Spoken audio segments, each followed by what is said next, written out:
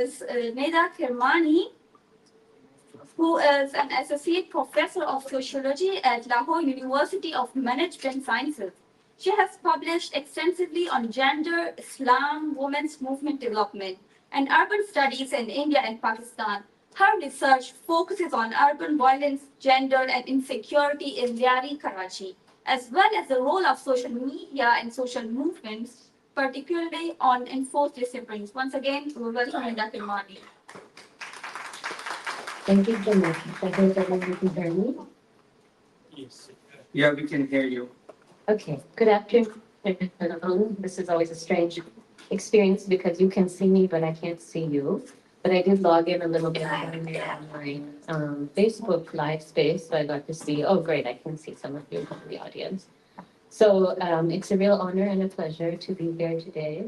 Thank you to the BNM for inviting me as a speaker. As the host mentioned, I'm an associate professor in the Lahore University of Management Sciences, where I teach sociology. And I have been living and working in Pakistan for the last 13 years. And since I've been here, I have been closely following issues related to human rights abuses in Balochistan, largely as a supporter and as an ally as an activist. But recently, I also turned my academic attention to the issue. And so today, I'm just going to briefly give you a sense of a paper that I published about 6-7 months ago, which is looking at how Baloch families of missing persons and Baloch activists use social media as a way of advocating for the return of their family members and for an end to the practice of enforced disappearances. So really, I'm looking at the intersection between social media and activism around enforced disappearances. And my focus for this paper was particularly on Balochistan. So I'll try to keep it short and just give you some sense of the gist of my paper. Hopefully, I won't bore you and go into too much academic jargon. And I'll try to keep it very straightforward. The paper is an academic paper, but the paper is also an academic paper. That it's an academic paper, but it's also a paper that I hope can be used for advocacy and activism as well. So that is why I thought I would share it with you today. So just to give you a sense of why social media has become so important, not just for the Baloch, but generally in Pakistan, for members of marginalized communities and for people who are in any way critical of the government or the state.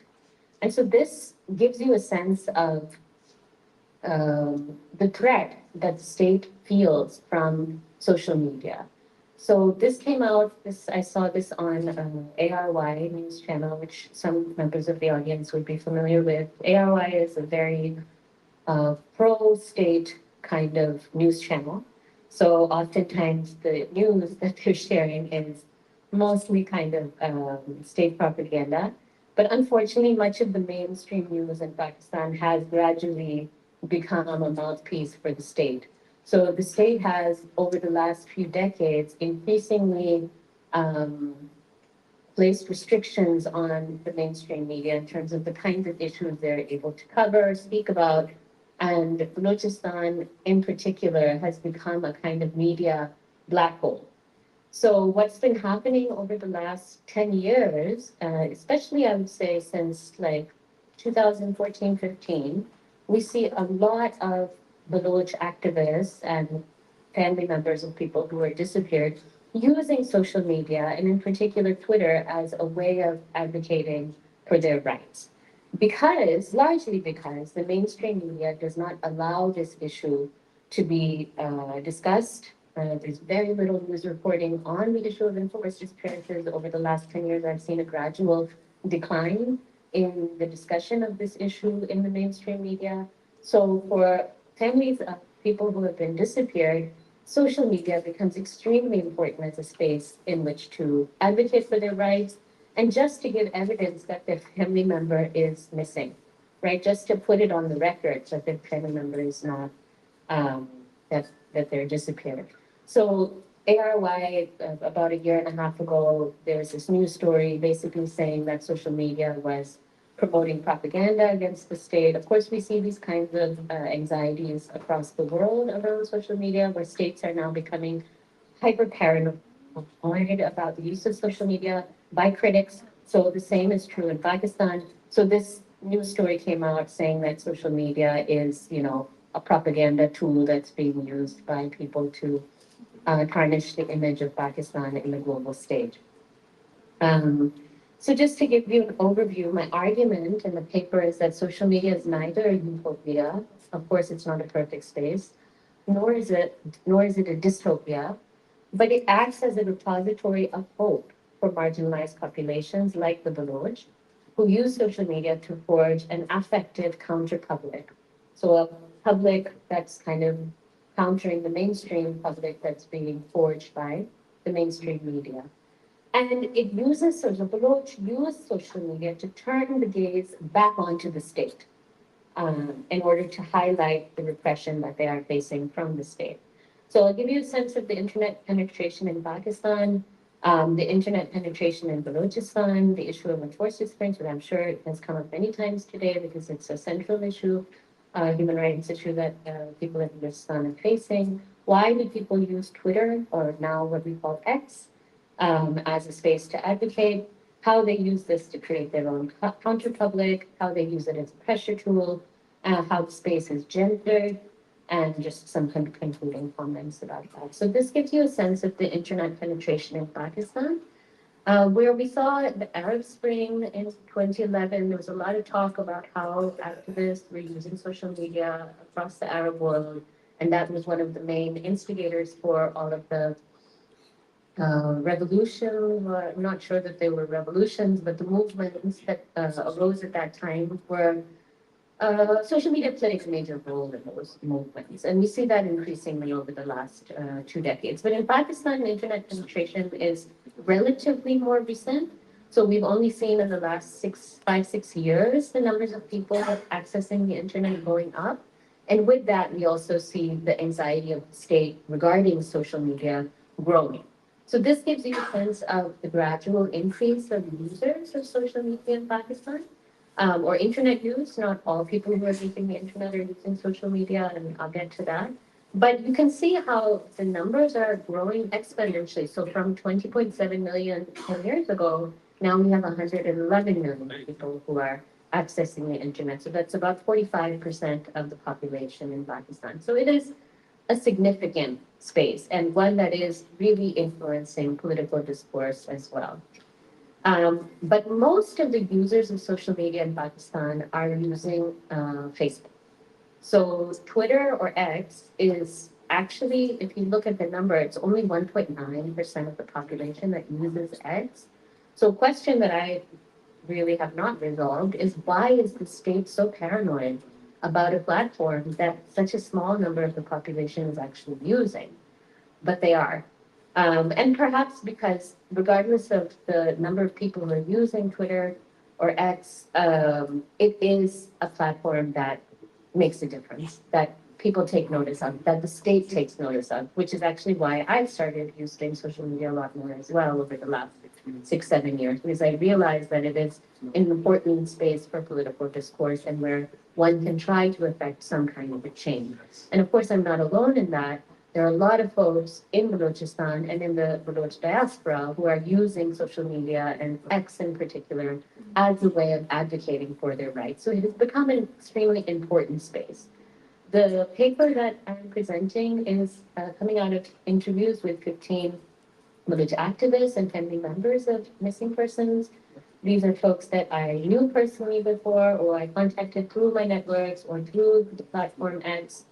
And like I said, I also use X quite a bit myself, and I have a fairly large following, which means a lot of people actually contact me to amplify the cases of family members who have been disappeared. So this is also a strategy that people use. So if there is a Baloch family whose, brother, son, husband, whatever has been disappeared, they will then start trying to share that story with as many people as possible in order to amplify the case.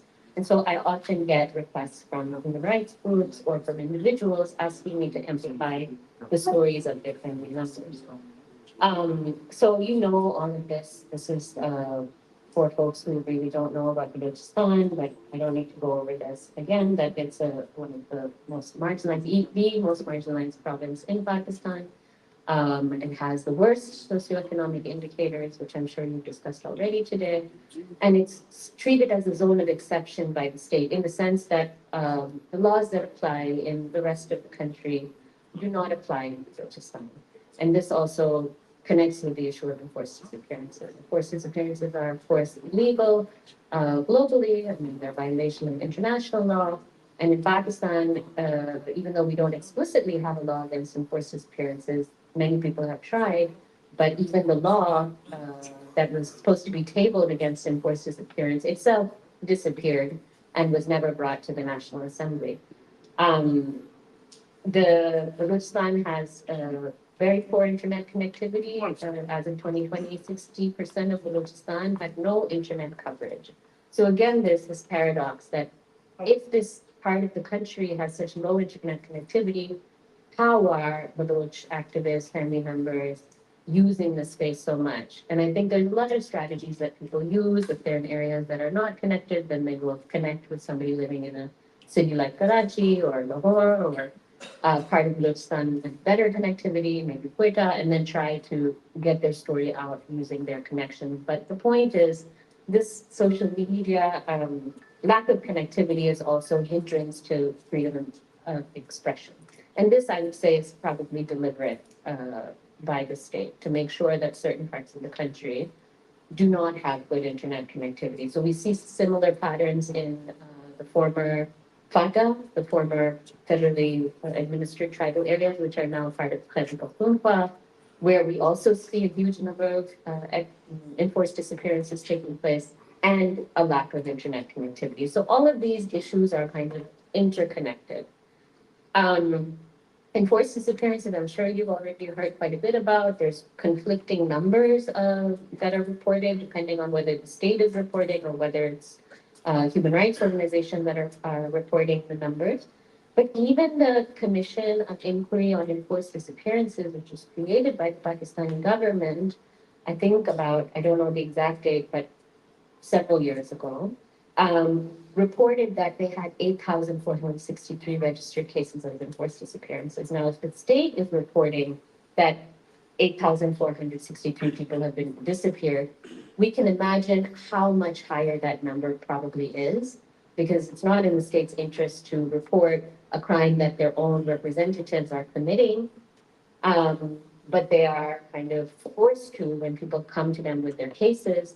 But then we have probably thousands of families who don't know about the Commission of Inquiry or who are not able to access the Commission of Inquiries or who are afraid to go to the Commission because they think there might be some kind of a backlash against them, right? So despite all of the difficulties in reaching this Commission, 8,463 cases have been registered.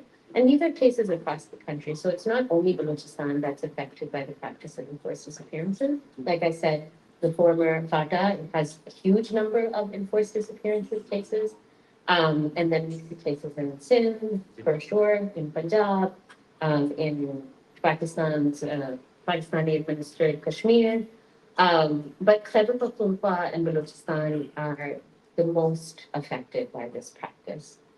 And the numbers in Balochistan are extremely high. Again, it's hard to get exact numbers because many people are afraid to report, many people don't know where to report, or they don't have access. But despite this, the Voice of Baloch Missing Persons claims that over 5,000 reported cases of Baloch missing persons alone. Again, the number is probably the tip of an iceberg.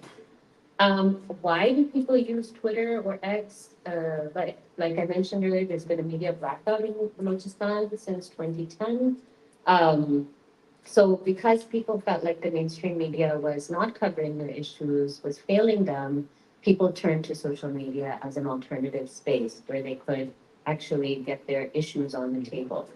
That this is an effective space as well. Like I mentioned, 1.9% of the population is using X, but for those who are using it, the reason they're using it is because they feel like this is a space where you can be heard, where politicians are also there, where representatives of the state are there, where some of the biggest journalists are using this platform. So you can reach influential actors through X in particular. So that is why I think it has become a kind of preferred platform for activism around enforced disappearances. It works as a pressure tool. So people use social media and X in particular as a way of holding the state accountable. So Imani Zayu, I think is one of your speakers today, said that social media made mainstream media take notice. I don't think social media is a substitute for whatever is going on the ground, but I do think on some level, keeping issues alive on social media and maintaining pressure helps in terms of conveying your message to the government that people are watching. People are watching what the government's doing. That is one thing that the state is scared of. Perhaps to some degree, it's the only thing the state is scared of. So there's this sense that the state cares about what is happening on social media. And so this is a space where people can take notice. Birdhan Baloch mentioned that in 2006, when the kill and dump policy was being enforced in Balochistan, people being picked up, disappeared, and then their bodies were found, mutilated bodies were found in large numbers after the fact. That practice is still happening, and recently we've also seen after the BLA attacks at the end of August that we saw people who were previously disappeared were found, their mutilated bodies were found after the fact, and it was claimed that they were members of insurgent groups with no evidence provided, right? So Iran felt like perhaps if social media was around 15 years ago, that the level of violence might have been less because the state might have been a little bit more conscious of the fact that people were watching them. And I got a sense of how conscious the state was of X about a year and a half ago when I tweeted myself about the Commission of Enforced Disappearances being ineffective. And I got an email from the Commission of Inquiry with my tweet saying, please provide evidence for this fact. And I said, I have countless stories of people saying that they approached the commission and they got no response or they were disrespected by the commission. And then they asked me to please don't share this on social media, come in and talk to us in person, which I didn't do. But, there was this kind of paranoia about now the state is being targeted on social media.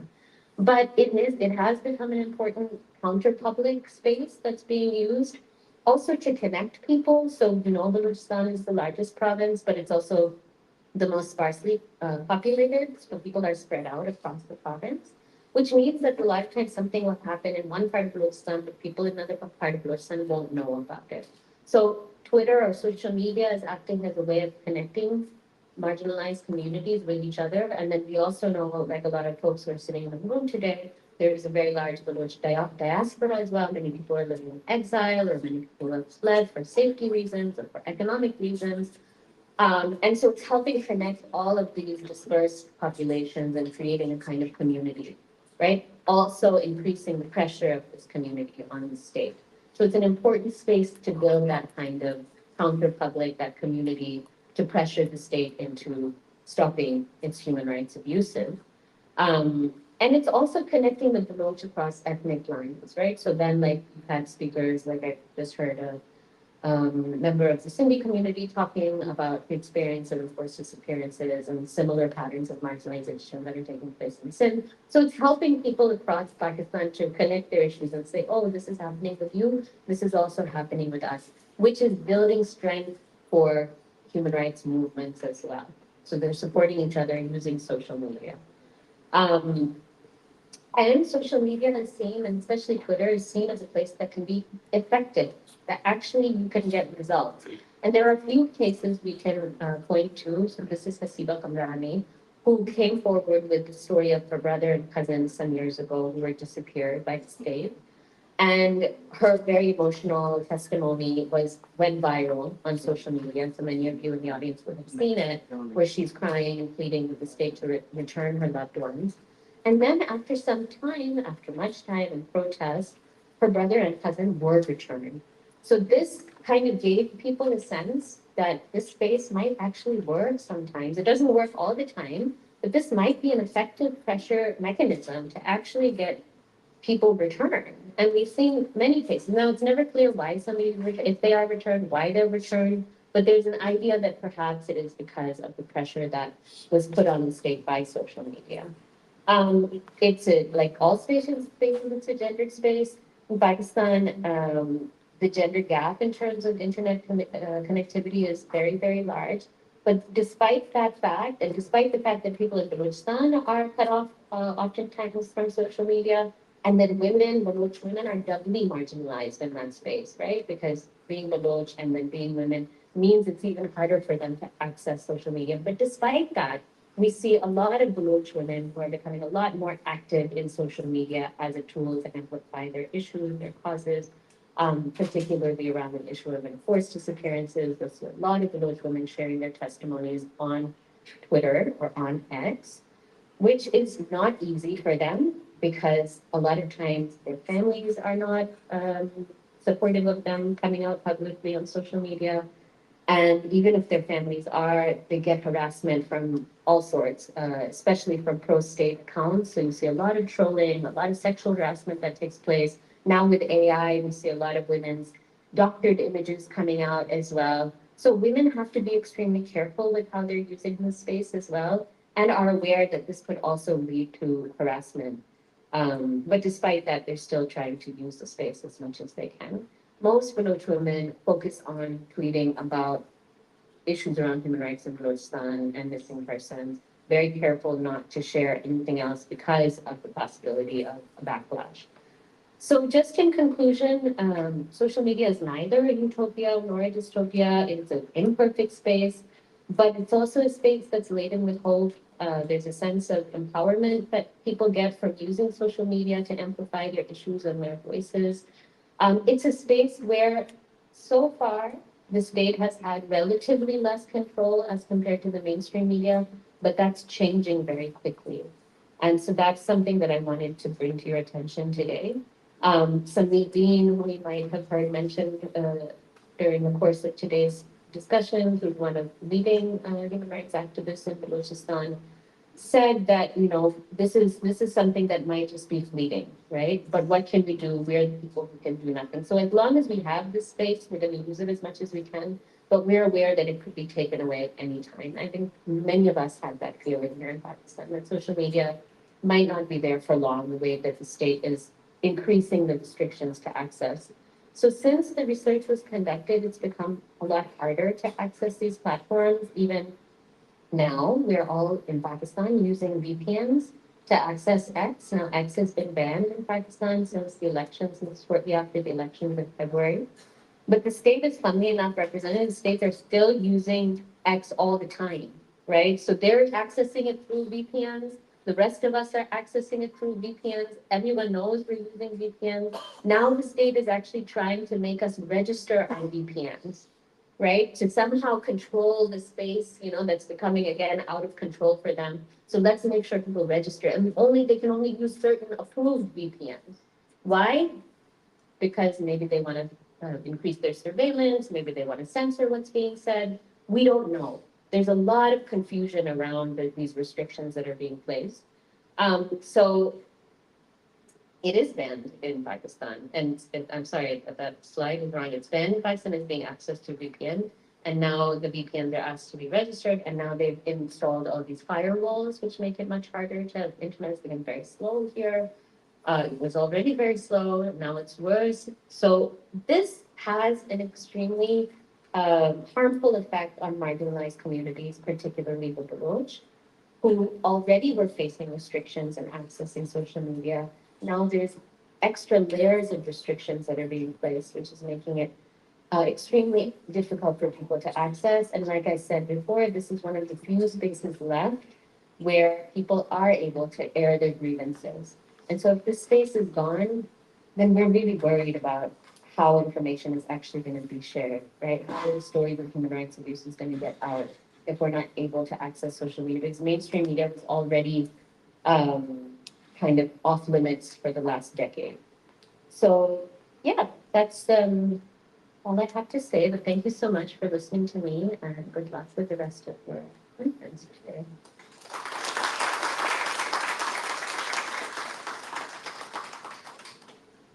She was Neda Kermani, an associate professor of sociology.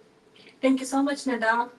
Now I will go to another speaker, John McDonald. Liachian John McDonald is a Labour MP of the IS and Arlington has been an MP eventually since 1 May 1997. John McDonald is a British politician who served as Shadow Chancellor of the Exchequer from 2050 to 2020. In the first few months, John McDonald had supported the Baloch case and took the issue from the Baloch National in the British Parliament. So welcome, John McDonald. Thank you. Thank you. I'm sorry. I'm coming to you physically. I have commitments here in my constituency that's prevented me from travelling. Let me explain my background and involvement in this particular issue. I became interested and engaged a few years ago as a result of a number of my constituents, the people I represent, approaching me to explain the history and the current situation in the country. I try to perform a role in Parliament to educate others about the denial of the Baloch or the self-determination, the betrayal of the commitments that were given after the British left, and the role that Pakistan played, and Jinnah in particular. But I've also tried to ensure that other members of Parliament are aware of the long history of struggle for freedom and self-determination and basic human rights. But I've also tried to ensure that there's an understanding of the repression that's taken place by Pakistan and its security services, the levels of violence, imprisonment, and yes, the disappearances and the deaths. But also I've tried to draw attention to the economic exploitation of the area and the natural resources. And as a result of that, I said, in many ways, the exploitation that is robs the Baloch of the income that they could have had from those natural resources, and as a result, the consequences of people living in poverty. So I've supported the peaceful, non-violent resistance, the marches, the demonstrations. And let me just, as an aside, I want to pay tribute to all those people who've been involved in those activities. I think it takes an enormous courage with the repression that takes place to engage in the demonstrations and the walks, the marches. And I pay particular tribute to the women and the women's movement that have organised many of these forms of resistance. So to support this struggle for human rights, what I've tried to do is ensure that there is a discussion within the UK Parliament of all of these issues. So far, I ensured that there was a debate in the UK Parliament, and that ensured that there was a ministerial response from the government. We've demanded action by the UK government to pressurise Pakistan to end its repression. We've also, now we have a new government elected in the UK, the Labour government. We're now mobilising to demand action from this new government. What we're looking to do is have further debates in Parliament, further parliamentary questions to ministers, but also to seek face-to-face meetings with the new Foreign Secretary in the UK to raise a whole range of these issues. In addition to raising the general issue of human rights abuses, we also want to ensure that we're raising individual cases, because as the previous speaker has said, in some of these instances, particularly by the use of social media, but also by representations, that it has had an impact where we've identified someone who's been arrested and in some instances disappeared as well. So we want to ensure that we keep the pressure on this new government. So again, put as much, exert as much influence on the Pakistani regime as possible.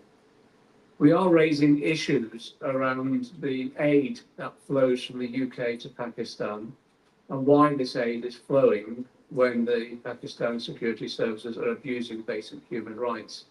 And so we are demanding economic sanctions on Pakistan to prevent aid, and in that way, maximise the pressure we can. The parliamentary strategy then will continue on in that vein. In addition to that, we have had discussions amongst activists here too about how MPs in the UK Parliament can link up with others across Europe and in the US to see whether or not we can undertake joint approaches to our respective governments and raise these issues, although the UK is no longer in the European Union, at least try and have our European colleagues raise these issues within the European Union to maximise the effect on that. Some of this has happened successfully in the past, but we feel there's a need for a new initiative, particularly with regard to the scale of the repression that's taking place. So I just briefly want to set out exactly the role I and others are playing in the UK, the role we can potentially play, and the support that we can give. I just want to end by giving you this assurance that I will continue with a number of my colleagues with our efforts to support this struggle for human rights and justice and self-determination, and we'll use every democratic parliamentary mechanism that we can within the UK. With a change of government in the last 8 weeks, I think there is a potential for the incoming government to look again at the role government, the UK government, can play, possibly alongside other international partners, to try and bring about pressure, maximise the pressure on the Pakistani regime. We'll do all we can to assist, and I certainly will. And what I'll do is ensure that we're engaged in frequent discussions and liaison about the strategy over the coming period. Thank you very much.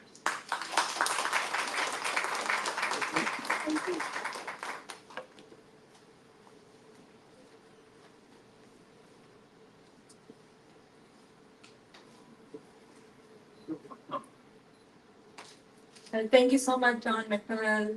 Now we will go to another speaker, Dr. Jennifer Filfer.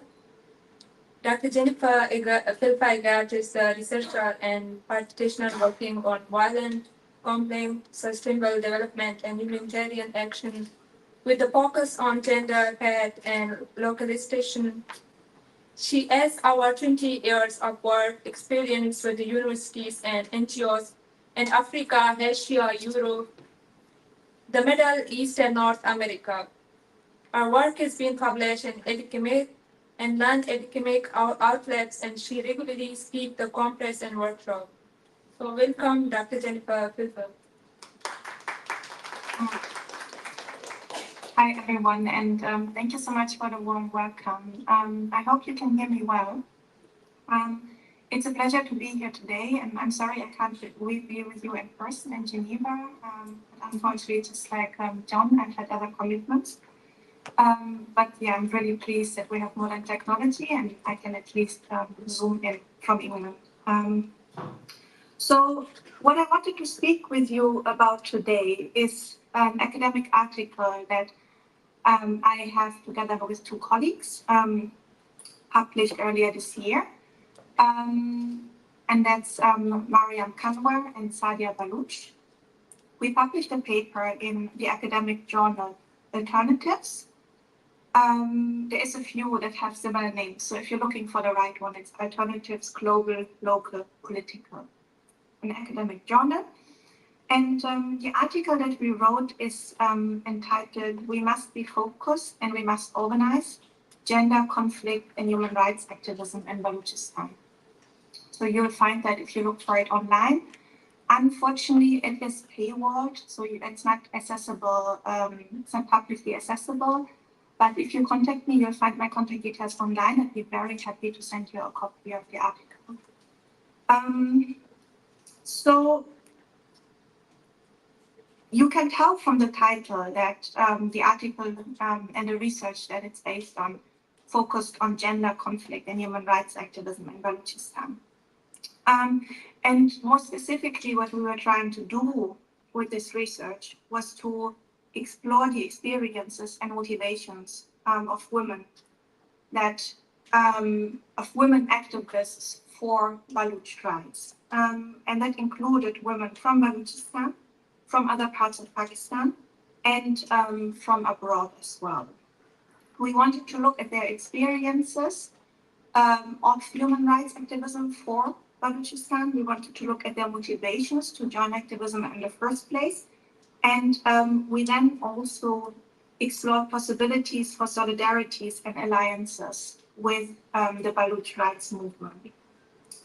The article is based on a collaborative autoethnographic approach that's rooted in dialogue as research. And the idea of the specific approach is basically to explore the personal experiences of the people writing, who are both researchers, research participants, and authors at the same time.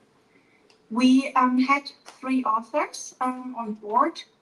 So that was Sadia Baloch, who at the time of writing was a student and still is an activist for Baloch rights in Balochistan.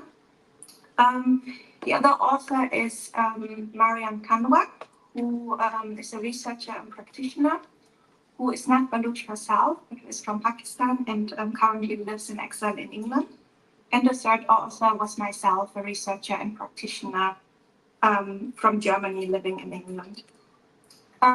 The aim of the paper was not to write an authoritative account of women activists' experiences, but we wanted to engage with the topic more in the form of an exploration and to really start some of these debates in academic circles, because when we started writing the paper, we could not find any academic literature on women's experiences as activists in Balochistan.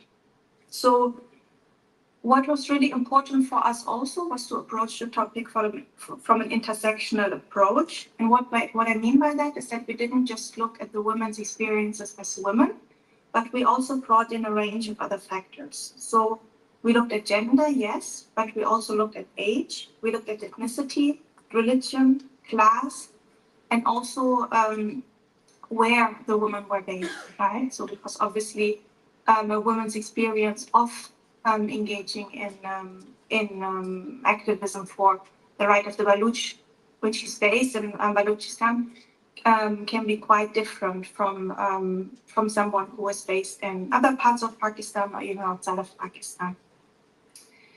Now, the reason why it was really important for us to write this paper is that if you look at the academic literature on the conflict in Balochistan, you basically you notice very quickly that the women are missing. And that's actually quite common in a lot of violent conflicts around the world, right? That the stories, the experiences, the perspectives, the voices of women are often missing, and history is told from the perspective of men. And we wanted to change that. We wanted to write in the perspectives of at least a small group of women. As Nida Kamani has just mentioned in her presentation, women have played a really important role in the Baloch rights movement. We were very aware of that when we wrote the paper in 2023. But then it was really interesting for us to see that there was a lot of attention on women's role. And when the article was out. So we really felt that you find us in the article, you find us repeatedly saying that there is not a lot of, there's not enough attention on the experiences of women activists for Balochistan, and you find us keep on saying that there's not a lot of solidarity, for example, from the side of feminists, from other feminists outside of Baloch circles in Pakistan.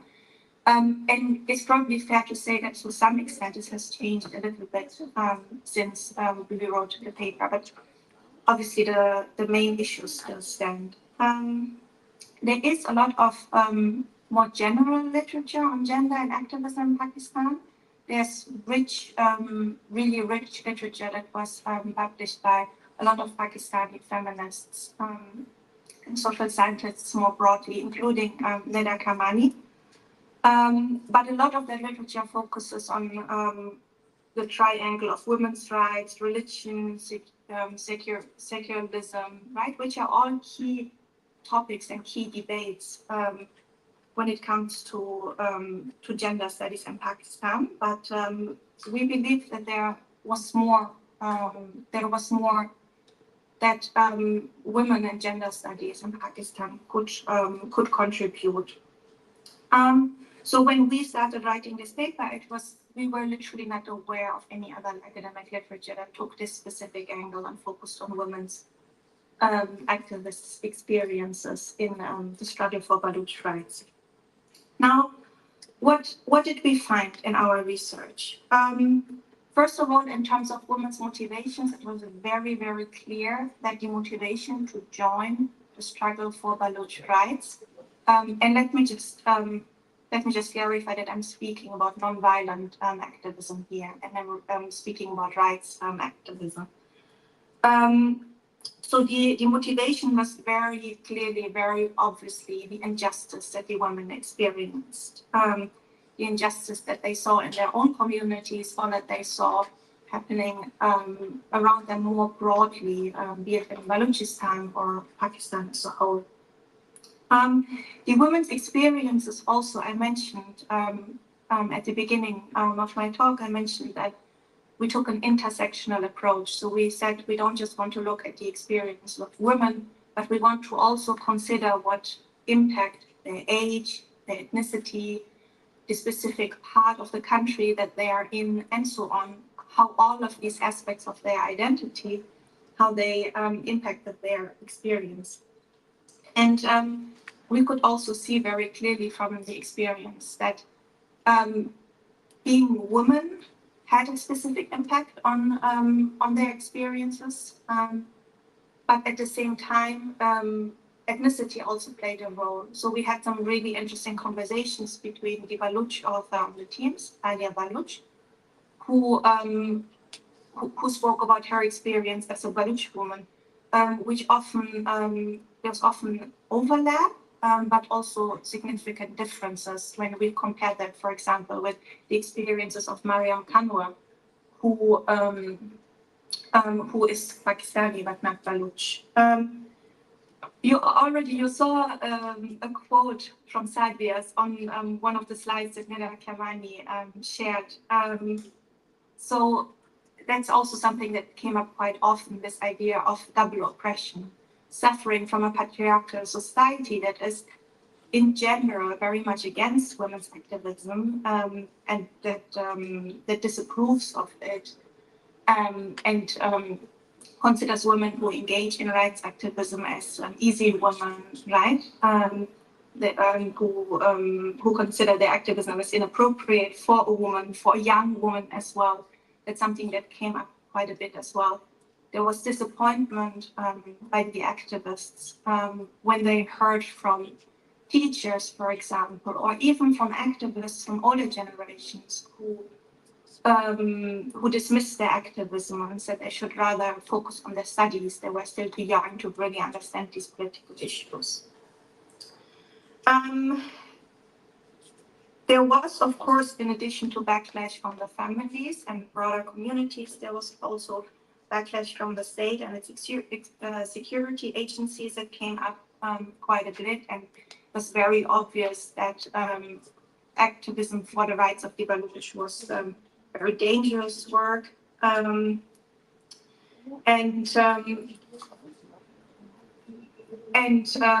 mean, one of our researchers, Mariam, who actually, for those of you who are in Geneva today, you're very lucky because she's in the audience as well. So find her and you can ask her all about the research. She can tell you about what her research and her activism really. So there was quite severe backlash from the state and the security agency, actually to the point that Mariam had to leave the country, and she lives, as I mentioned earlier, she lives in exile in England now. And then obviously there were also quite a few stories of people like Karima Baloch and others who were persecuted and murdered for their activism.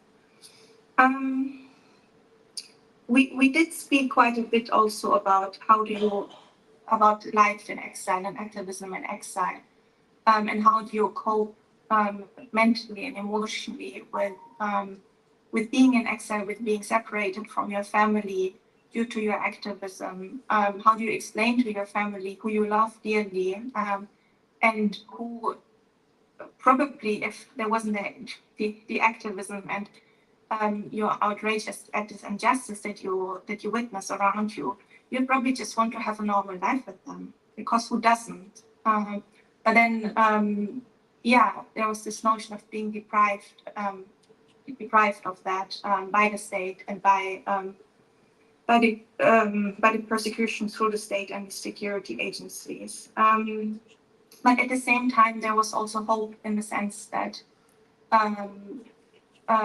that there are still possibilities of supporting values and principles that you believe in, right? Like rights for the Baloch people and really all people everywhere in the world. We did also explore possibilities for solidarities and alliances. This was quite an interesting part of the research. I've already mentioned the disappointment in a lot of mainstream Pakistani feminist circles, who in principle are very pro-women and very feminist. But then when it comes to actually supporting Baloch women, there's often silence. And yeah, I think to some extent this has changed a little bit since the beginning of the year. We've seen actually at least some at least on a superficial level, we've seen some expressions of other Pakistani feminists. But probably, I mean, this is probably something that Sadia or Mariam could speak about more. So again, you're very lucky you have Mariam in the room today. Find her and ask her about her views on how things have changed since the beginning of the year. International alliances, this was also quite an interesting conversation. How come that you have so much solidarity? I mean, we're seeing it at the moment, solidarity with Palestine, with Gaza, rightly so, of course, right? Or solidarity with Kashmir as well.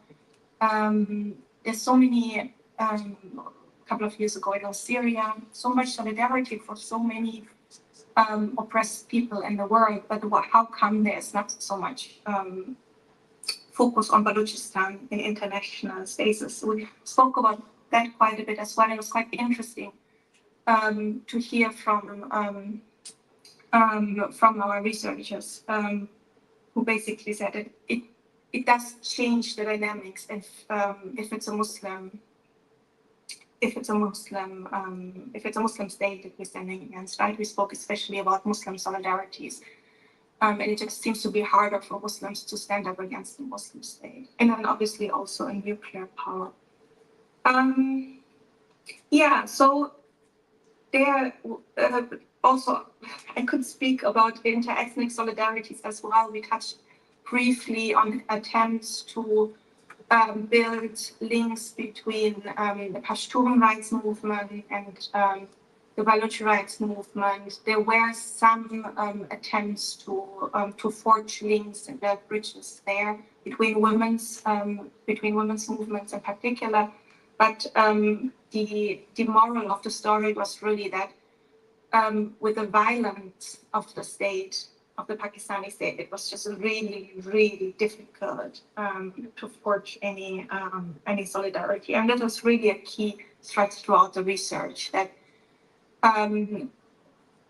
for example, one of the reasons for the lack of solidarity from other feminist movements in other parts of Pakistan was like it's just so very costly to speak about Balochistan. There were literally women activists more broadly who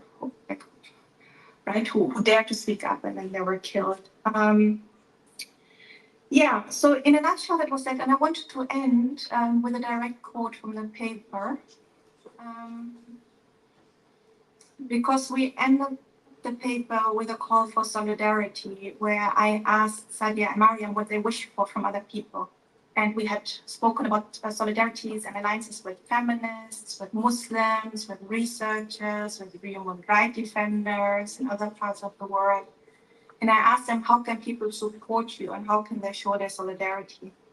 And Sadia Baluch, she said people should be more vocal about indigenous voices all over the world. We need to see more support for the people on the ground who resist oppressive forces. I believe it is the duty of everyone who believes in humanity and human rights. We must be focused and we must organize. And it's we obviously took that last sentence as the title of the paper. And then we asked Mariam Kanwa, and she said, yes, I agree with that. I would also want people to let indigenous people lead all of us who support their cause. Representation matters, the voices of people on the ground matter, and they should lead the way. The rest of us need to amplify their voices and not try to represent their cause ourselves. And I added to that I hope, and I said this in the paper, but I say it to all of you now as well, and that's that I hope that we will soon see a day where you and everyone else in Pakistan can live in freedom, justice and peace. And I hope that you get the solidarity that you deserve from people in Pakistan and other parts of the world. And that one day we will look back to the conversation in this paper, but also the conversation we're having here today, and say, look how things have changed.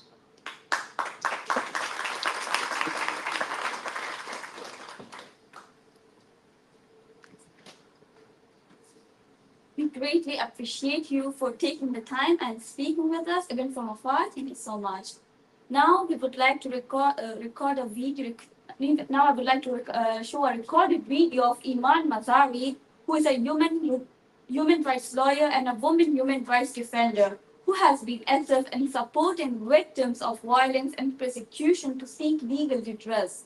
She is a vocal advocate for the rights of persecuted religious and ethnic communities and against human rights violations and abuse, especially by the Pakistan military and security forces.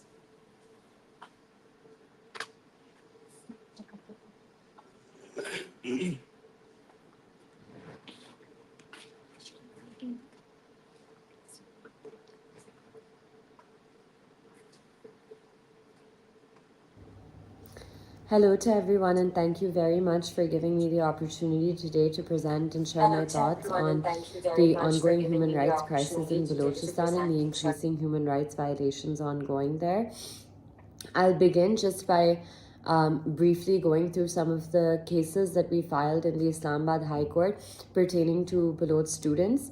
So that specifically deals with the issue of racial profiling of Baloch students across the country, and also their enforced disappearances, as well as their extrajudicial executions.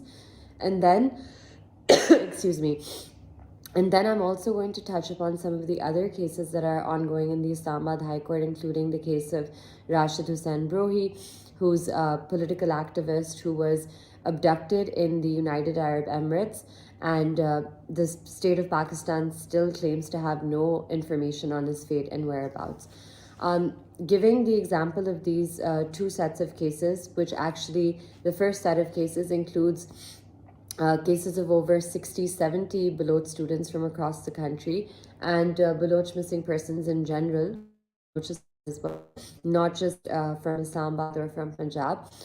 And just the background of this case being that in around February 2022, an MPhil physics student, Hafiz Baloch, was forcibly abducted from Khuzdar after he had been racially profiled on the campus of Quaid-e-Azam University, which is situated in the federal capital, by a major of the Pakistan Army.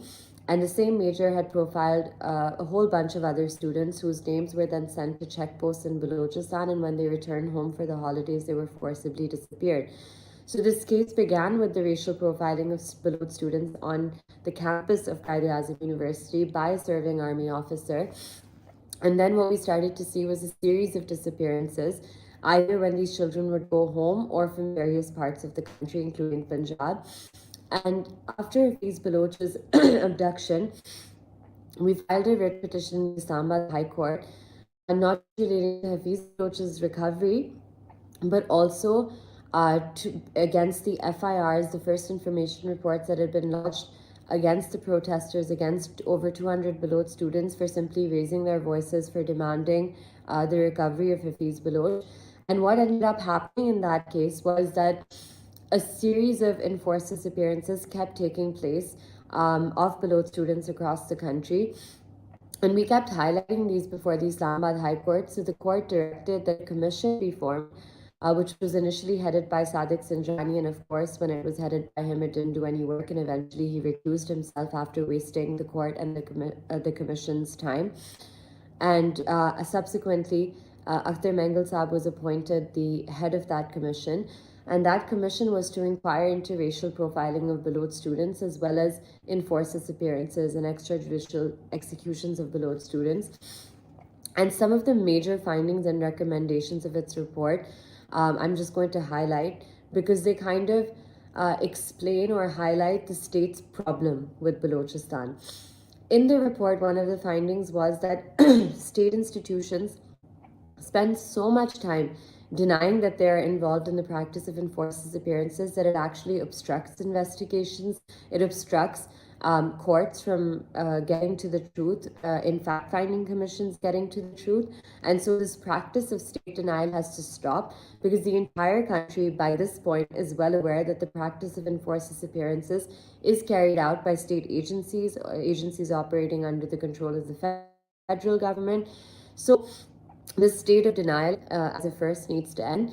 Secondly, and this is something very important that the commission had said, that the state of Pakistan generally in its curriculum and in its attitude towards Balochistan treats Balochistan effectively like a colony. There's no inclusion of Baloch national identity, language, culture, heritage in the curriculum, in mainstream discourse. And so Baloch youth often feel very isolated and vulnerable no matter what part of the country they're in, they're studying in, they've been sent to secure better futures for themselves.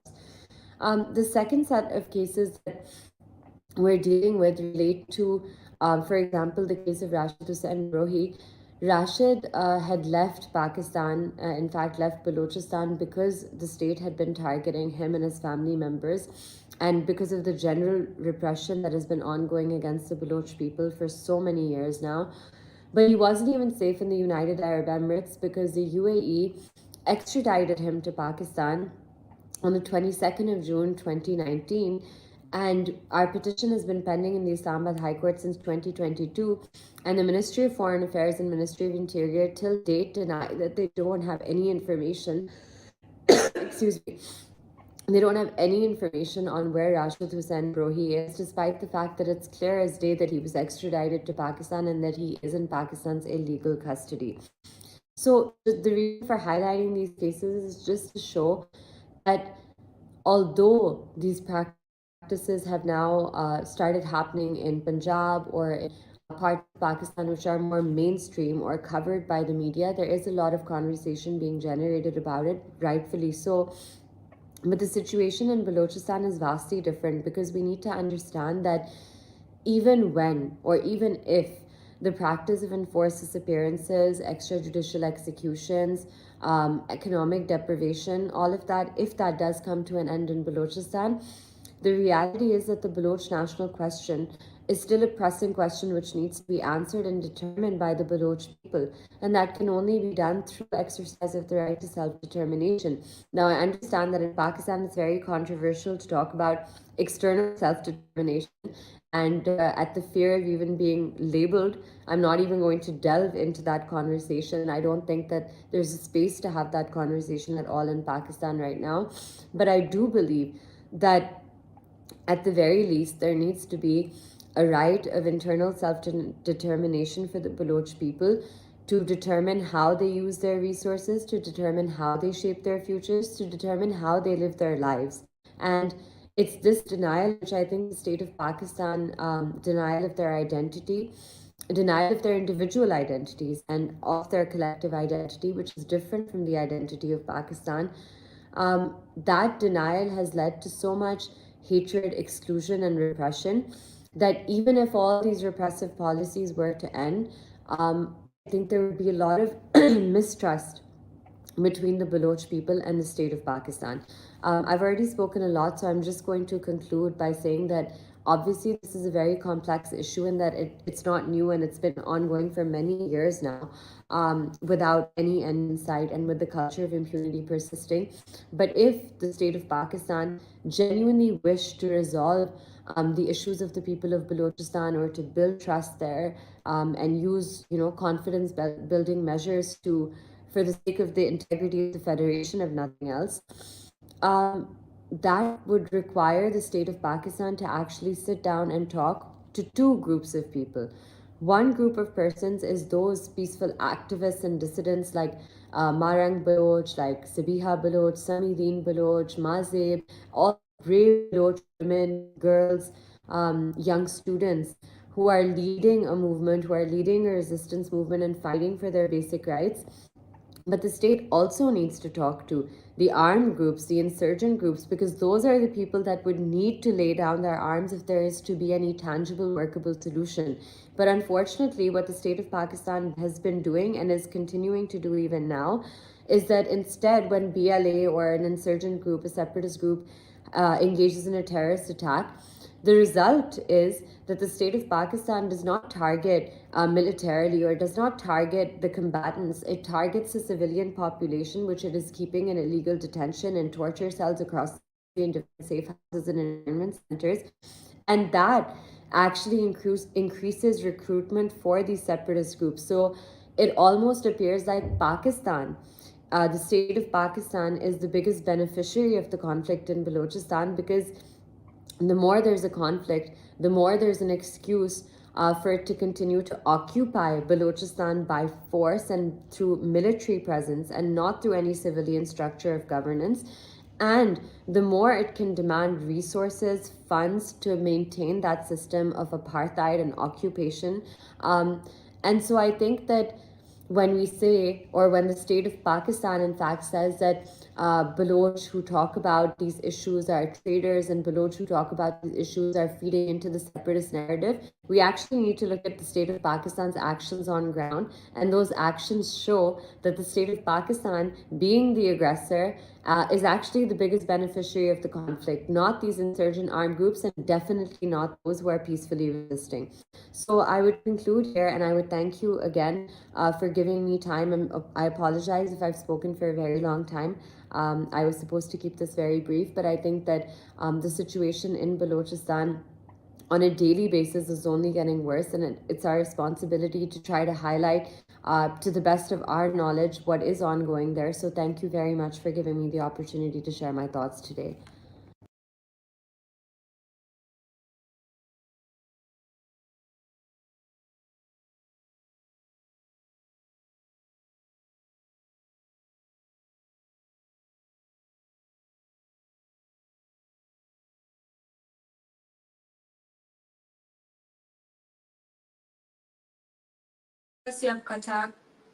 Afrasiab Khatak is Italian first-known politician and a former Senator of Pakistan and served in several important positions such as chairperson of the Human Rights Commission of Pakistan and provincial president of Awami National Party, Khyber Pakhtunkhwa.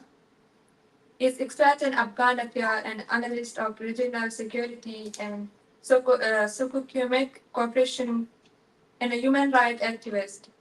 He is currently chair of the policy and research committee of the National Democratic Movement. So please, Afrasiab. और आपके साथ शख्स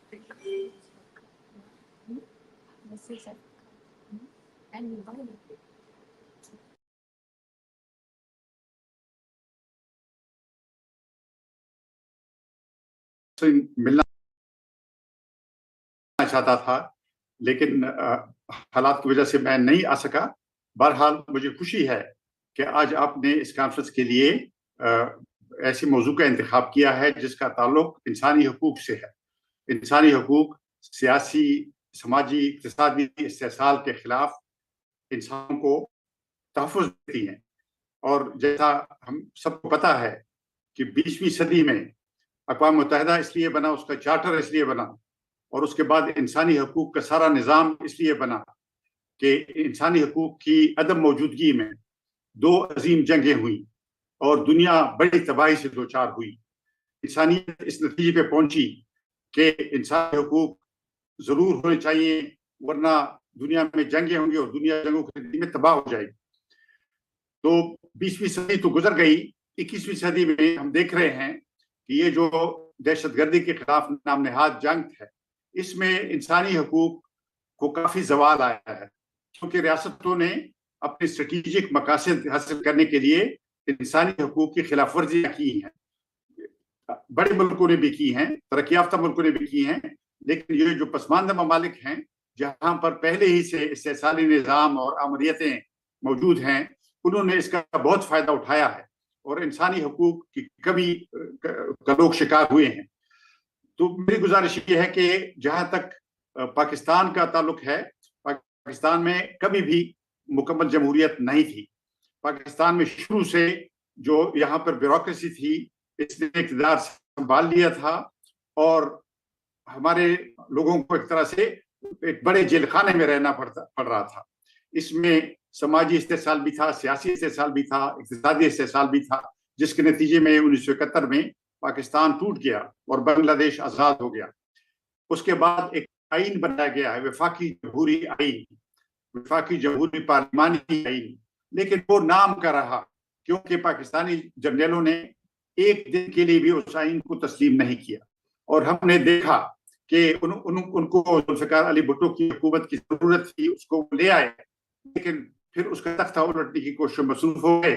और जहाँ तक पश्तूनों और बलोचों का ताल्लुक है, तो उनकी मुंतखब हुकूमतें जो हैं वो 10 महीने भी नहीं चल सकी और उनको हटा दिया गया, हालांकि उनके पास मैंडेट था। 1970 में अगर सिंध और पंजाब में पीपल्स पार्टी का मैंडेट था, तो बलूचिस्तान और पख्तूनख्वा में नेशनल अवामी पार्टी का मैंडेट था, लेकिन वो मैंडेट उनसे ले लिया गया ज़बरदस्ती और फौजी ऑपरेशन हमने देखा कि शुरू हुआ बलूचिस्तान में, और के बाद मुकदमे चलाए गए। मुझे भी उस जदोजहद में शामिल होने का शर्फ हासिल रहा है। तो मैं ये गुजारिश करना चाहता हूँ कि हमें कभी अपने इंसानी हकूक नहीं मिले, लेकिन ये जो अभी हालात पैदा हो रहे हैं, ये पाकिस्तान के स्टैंडर्ड पर भी बहुत बुरे हालात हैं। इससे पहले ऐसे हालात नहीं थे। मसलन 1970 में एक बार इंतखाबात हुए हैं जिसमें वोट लोगों ने इस्तेमाल किया है, उसके बाद कभी आज़ादाना इंतखाबात नहीं हुए। तो उसके बाद सियासी इंजीनियरिंग चलती रही और एक जर्नलों की कंट्रोल्ड जो हुकूमतें रही हैं, और वो ऐसी नाम नेहाद जमहूरियत जो दर हकीकत अमरीत के लिए एक मास्क है, जर्नलों की अमरीत के लिए एक मास्क है, और वो गरबी ताकतों के लिए एक अड्डा, एक आउटपोस्ट रहा। अफगानिस्तान में जंगें यहाँ से लड़ी गई और मुल्क के अंदर जो महकूम कौमियतें हैं, खसूसन बलोचों और पश्तूनों पर मज़ालिम ढाए गए, उनके खिलाफ फौजी ऑपरेशन हुए, उनके लोगों को पे गुमशुदगी का सामना करना पड़ा, इनफोर्स डिसअपीयरेंसेस। मैं जब सेनेट में था और सेनेट में इंसानी हकूक की कमेटी में था, तो मुझे याद है हमने बड़ी तहकीक की और ये जो डिसअपीयरेंस का मसला था, इनफोर्स से जबरी गुमशुदगी, इस पर हमने काम किया, इंसानी हकूक की कमेटी ने काम किया।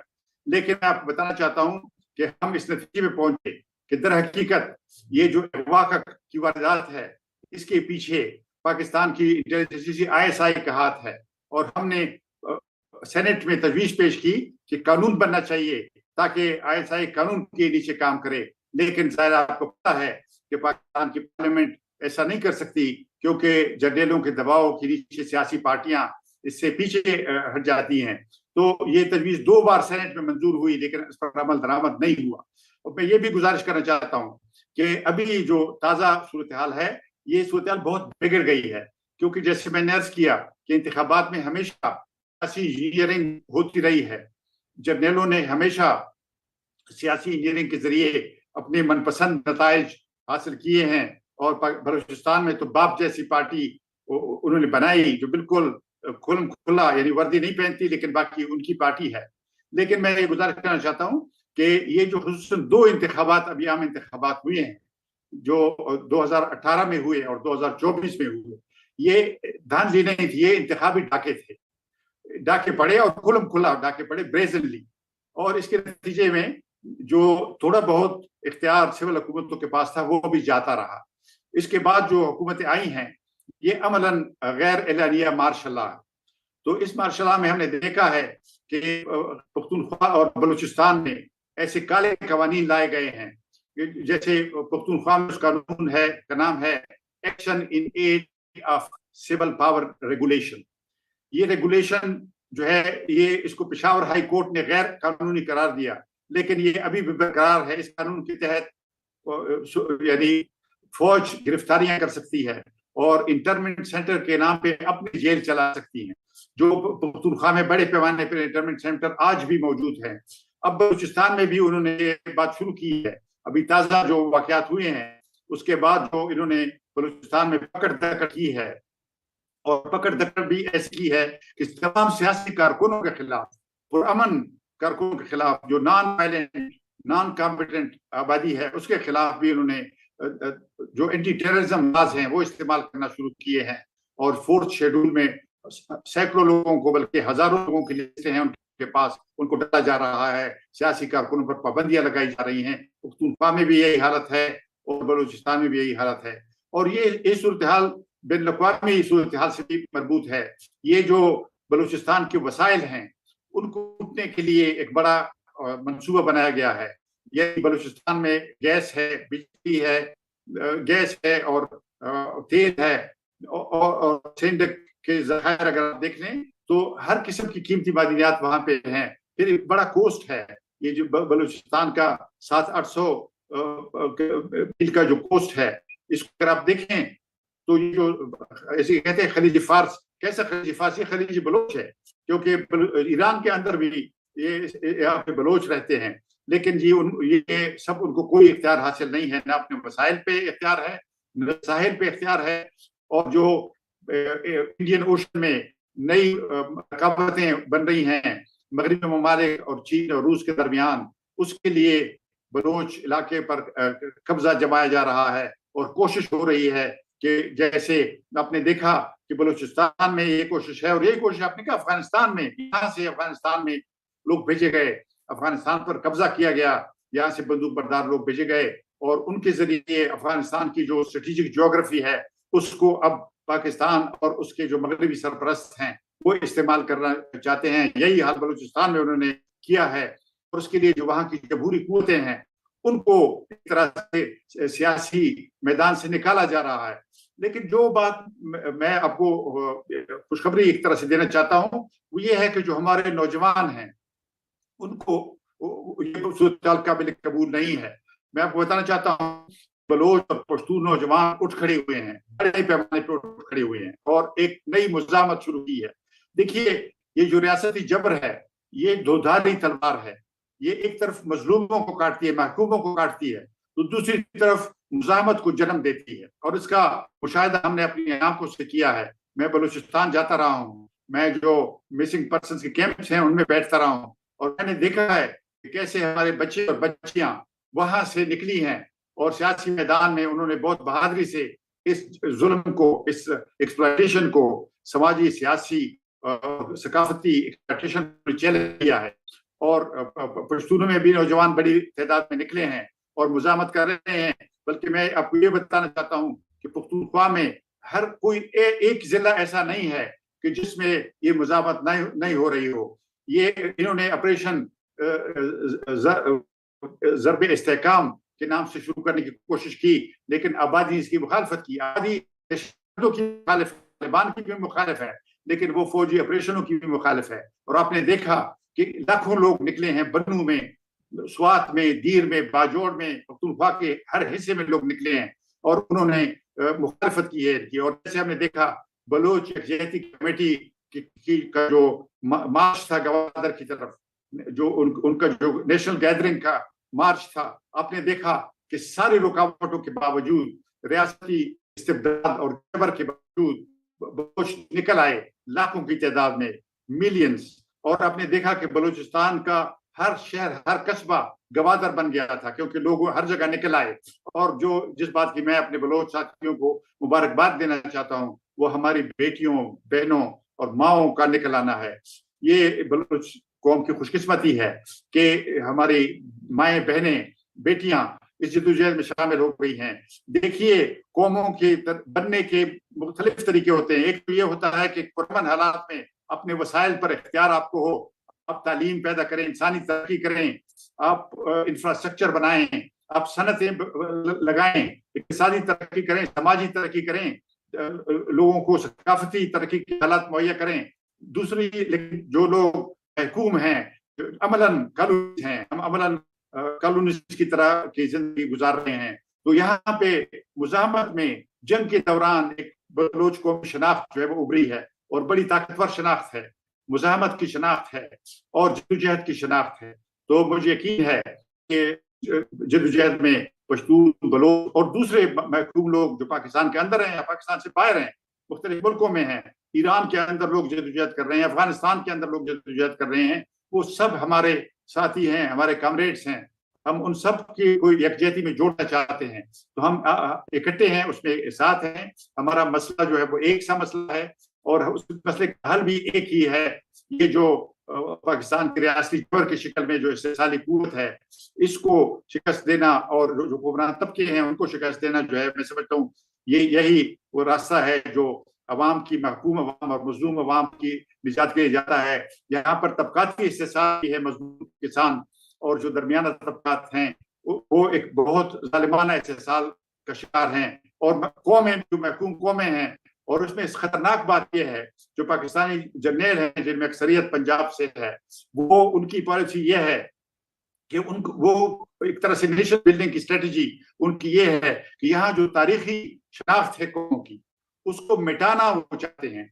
वो चाहते हैं कि हमारी जो जुबानें हैं, हमारा जो कल्चर है, ये मिट जाए, ताकि इनको एक तरह से कॉलोनाइज करने के लिए इनकी शनाख्त छीन ली जाए। तो इसके खिलाफ भी हमारे अवाम में मज़ाहमत जारी है, मज़ाहमत हो रही है।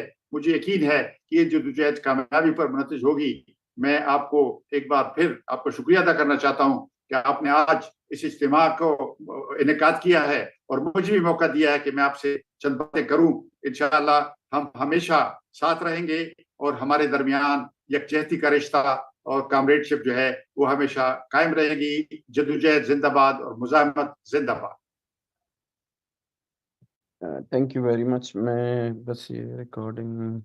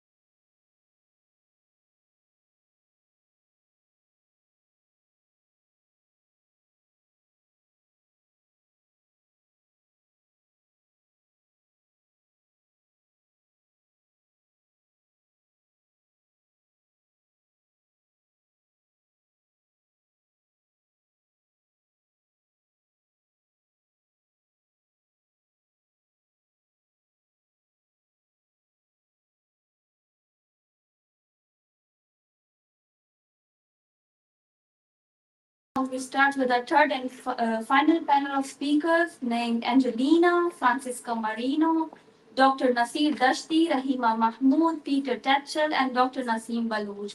It's my pleasure to introduce our next speaker named Angelina. She is working with Peace for Asia. Peace for Asia is a Geneva-based non-profit NGO focused on researching and documenting human rights violations across Asia. She is also a student of international relations and computer science in Geneva. And Jadina is dedicated to advancing human rights and contributing to global peace through innovative solutions and collaborative efforts.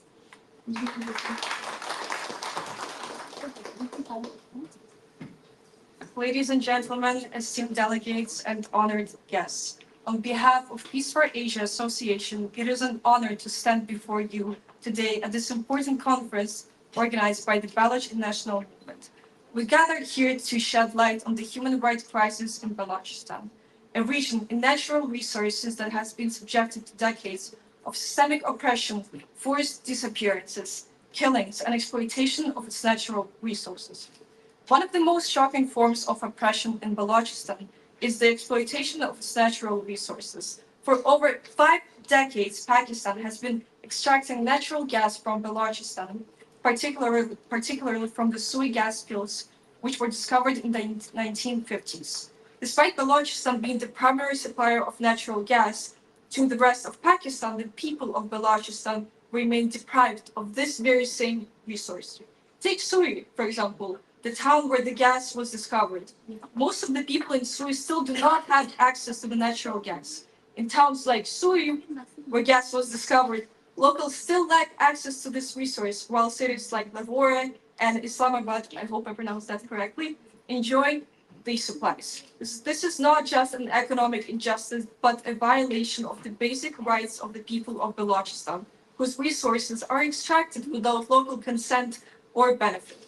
This resource exploitation has long fueled resentment and unrest, and it only exemplifies the ongoing colonial-style extraction policies that benefit the center at the expense of the periphery. In recent years, there has been a new wave of human rights violations under the disguise of development, particularly through the well-known China-Pakistan Economic Corridor. This massive infrastructure project that is very well known, I hope, involving billions of dollars of Chinese investment, aims to connect China to the water port in Balochistan. While the economic corridor is portrayed as a game changer for Pakistan's economy, for the people of Balochistan, it has brought merely repression and exploitation. The construction of the corridor has led to large-scale land grabs, displacement of local communities, and increased militarization of the region. Under the pretext of securing its military forces of Pakistan have intensified their operations in Balochistan, leading to a surge in enforced disappearances, killings, and the silencing of any voices. The economic corridor itself has also deepened the economic marginalizations of the Baloch people, while infrastructure is being built to facilitate trade and profits for Pakistan and China. The people of Balochistan are denied jobs, compensation, and even basic services, with Chinese labor certainly being imported for key roles. The so-called development has not improved the lives of ordinary Baloch people, but has instead entrenched their exploitation and deepened their oppression. Alongside economic exploitation, Balochistan continues to witness gross human rights violations. Thousands of Baloch activists, students, journalists, and political leaders, just like us, have been forcibly displaced by Pakistan's security forces, and these enforced disappearances and killings are not isolated incidents but part of a systematic campaign to suppress the Baloch people's legitimate demands for autonomy and self-determination. The ongoing repression and exploitation in Balochistan is not merely a regional issue. It is a global human rights crisis that demands international attention. The international community has a responsibility to encourage both Pakistan and China to respect the rights of the Baloch people. We call upon the United Nations, the European Union, and the international human rights community to launch independent investigations into the atrocities taking place in Balochistan. We urge the global powers to support the right of the Baloch people to determine their own future free from violence, exploitation, and repression. In fact, the struggle of the Baloch people for their rights, land, and resources is not just a political struggle. It is the basic, fundamental human rights issue. Indeed, the ongoing exploitation of the Balochistan's resources and the brutal suspension and suppression of its people's aspirations for freedom cannot be ignored any longer. It is our collective responsibility to amplify the voices of the Baloch people and to work towards justice, once and for all, for the dignity and the self-determination for the Balochistan. Thank you.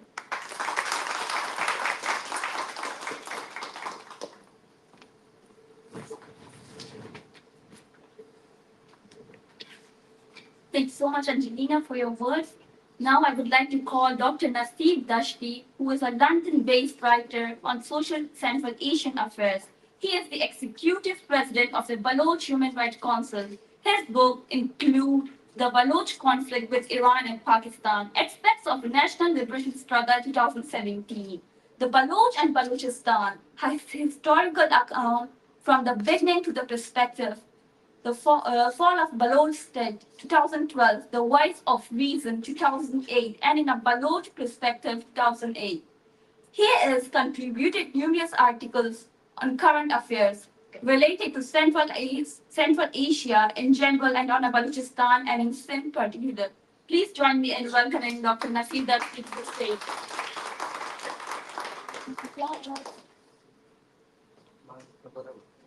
Thank you, Bibi.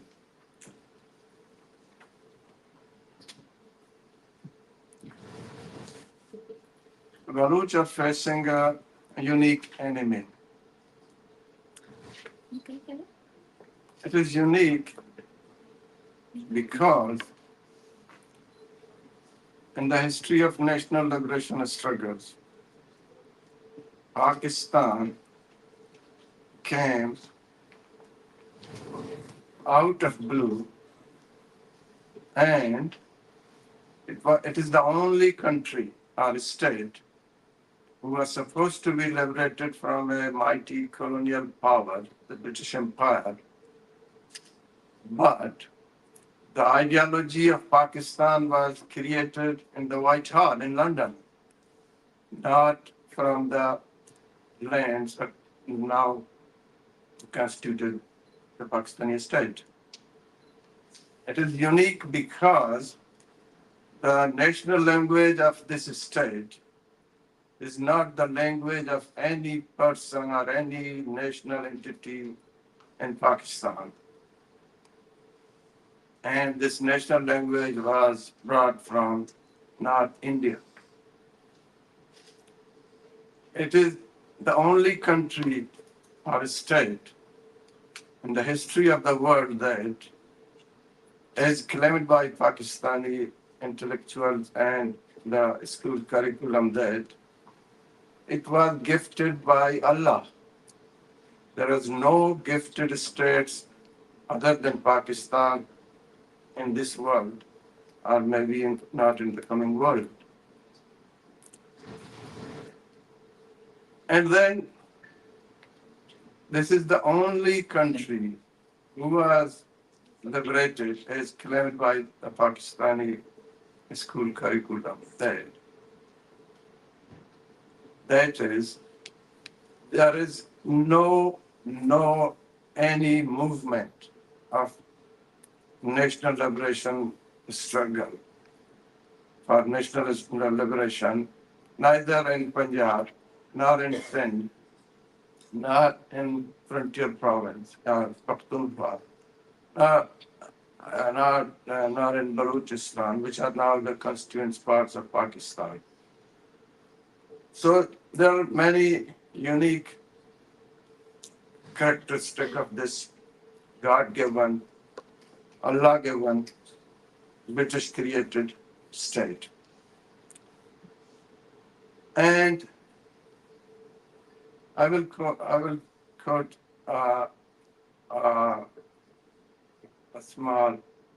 little story.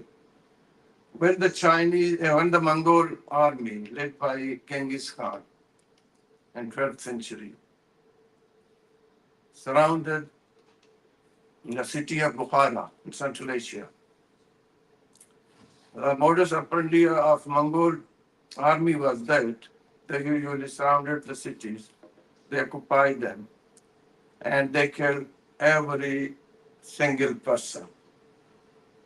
some able bodies were made slaves and they were sold, but majority of these people were killed by the Mongol armies. So when Bukhara was surrounded by Genghis Khan, the people offered that they would surrender.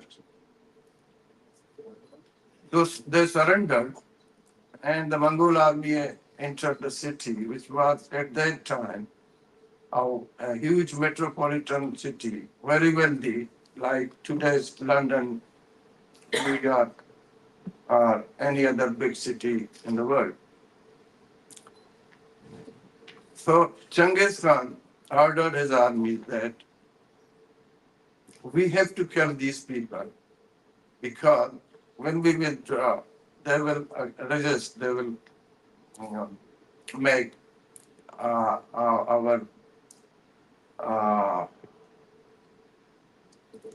forward advance difficult.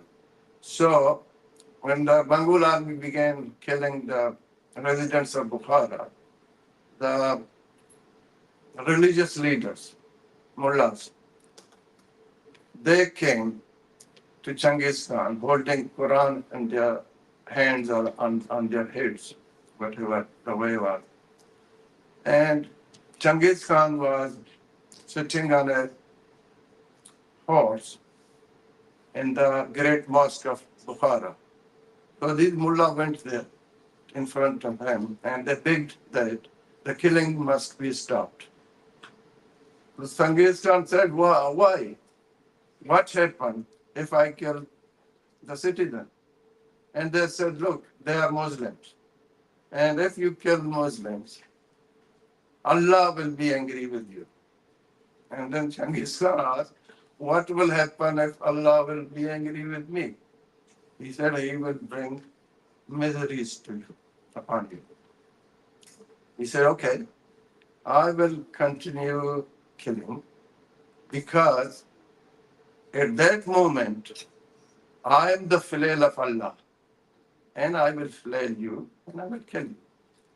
So, by all account, this Allah gifted state, British created state, is a flail of Allah for Baloch, for Pathans, for Sindhis, for the whole region, whole South Asian region. And it has brought countless miseries, not only to us, not only to the Baloch, but every single person in the region. So that was just for fun. But there are more serious issues. What is going on in Balochistan has very dangerous consequences for our people in the coming years, or coming months and years. The immediate issue is the putting names of the activists who were peacefully mobilizing the people against the resource exploitation and the enforced disappearances in Balochistan. And because the state is very fearful of mass mobilization, to the psychology of every military establishment. So the state is now putting all the non-political activists in the fourth schedule. This fourth schedule is a very dangerous phenomenon. Because when you are put in the fourth schedule, it means you are a terrorist, undeclared terrorist, unconvicted terrorist. And under the fourth schedule, the state can watch your movement.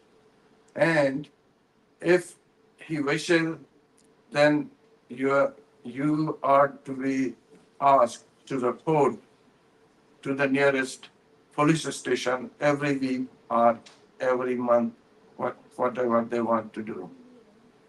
That means they are restricting the movement of our youngsters and they are branding them terrorists. So whenever there is a confrontation between the armed resistance and the Pakistani army, they can take some of our youngsters and they can kill them, and they say, okay, we have killed such a number of terrorists on intelligence-based operation. So that will be happening to our people. The second issue is the fencing of water. With Chinese funding, Pakistani state has decided to fence the whole Gwadar town, Gwadar International Airport, up to the Sorbandar. It is a nearly 15 kilometer width and 15 kilometer, 10 kilometer long strip of land. And this fencing is the beginning of a Chinese enclave in Balochistan. There has been some colonial enclaves in the past, or maybe some are still there. But this enclave will be the first socialist enclave in our part of the world. So, in other words, this area will be separated from Balochistan, and it will be in the direct control of the Chinese People's Liberation Army. These two issues are of paramount importance, and I request our political organizations, either in diaspora or in Balochistan, and the political activists to take strong cognizance of these events. They are not simple events. They have far-reaching social, political, physical, and economic repercussions on our people. Thank you.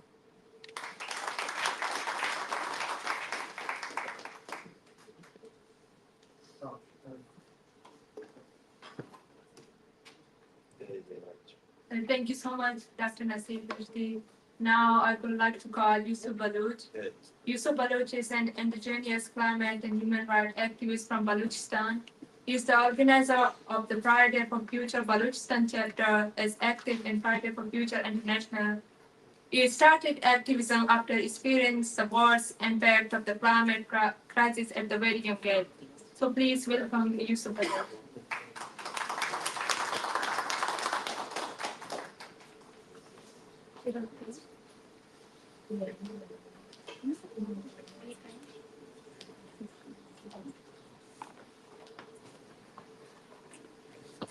Hi, can you hear me? Okay. Hi everyone, thank you so much for introducing me, and thank you so much everyone for being here. My name is Yusuf. I'm a climate and human rights activist, mostly involved with the environmental and the climate movement. But at the same time, I feel like I feel the importance of being here and also trying to intersect different issues, especially when it comes to Balochistan. I feel like Balochistan struggle is deeply interconnected with the climate struggle, and it's very important when we talk about the human rights situation in Balochistan. For example, enforced disappearances, extrajudicial killings, and when we look at the climate crisis, we get to understand that the climate crisis is the product of capitalism. Climate crisis is caused by colonialism, and Balochistan is still a colony of Pakistani state and its institution, and it's very important for us to connect these issues, but also try to uproot the system from its roots to make sure that the indigenous communities of Balochistan and other communities around the world get liberation and freedom from these oppressive institutions and government. And also at the same time, I think I've been in the environmental movement, something that I got to understand that most of the times when we go somewhere or when we try to represent a community, especially like I come from an indigenous communities because the Baloch people are indigenous to Balochistan, and it's very important to talk about it that this is our land and we belong here, and this is not your. We do not live here because of your authority, and we need to make sure that to remove your authority over us. And the thing that I was talking about most of the times when we go to different conferences, we see the representation of youth and young people, and especially children, taking part in different conferences and different areas, whether it's come to human rights or the climate crisis or gender issue. I think it's also important for us in order to get freedom for Balochistan or justice for Balochistan or try to solve these issues. We need to involve more people, especially youth, in our struggle to make sure that we are represented in a way where it's important for them, because everyone sitting here holds a story and carry a story throughout their life, and every one of us have a story which is somehow connected with the struggle of Balochistan. Everyone sitting here, I'm pretty sure, has someone or their relatives or a family member or someone or their friends or someone they know has been missing or killed or been abducted by the Pakistani state. And this is a story which is very important for us to raise in different institutions. And something, the other thing that I also wanted to talk about is taking action in different platforms. And I think action is really important, but we need to take it in a way where we need to sustain ourselves while taking that actions, because it's really important to sustain our lives in order to do activism. And our fight is a long-term fight. It's not like we cannot get freedom, we cannot get justice within 1 year or 2 years. In order to sustain our activism, our political activism or political careers, we need to make sure that we take care of ourselves. We need to make sure that we create communities and collectives where we thrive together and work together for a long term.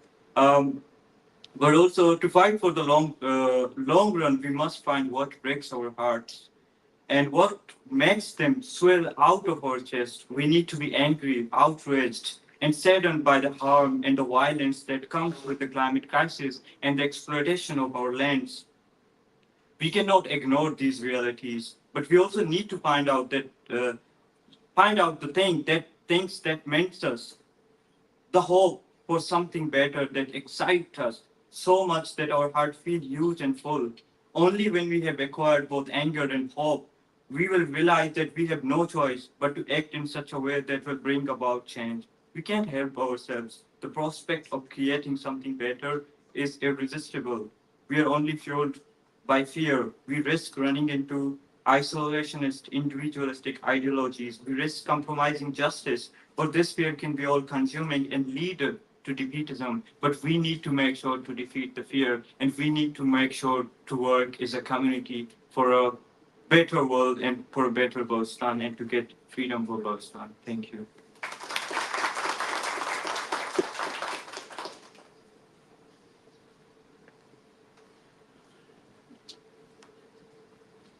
Thank you so much, Yusuf Baloch, for sharing your thoughts and knowledge.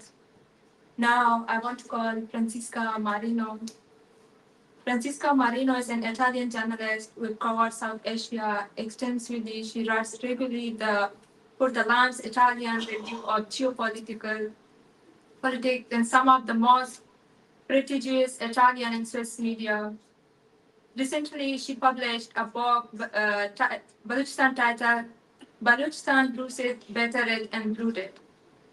Now, so please welcome Francisca Marino.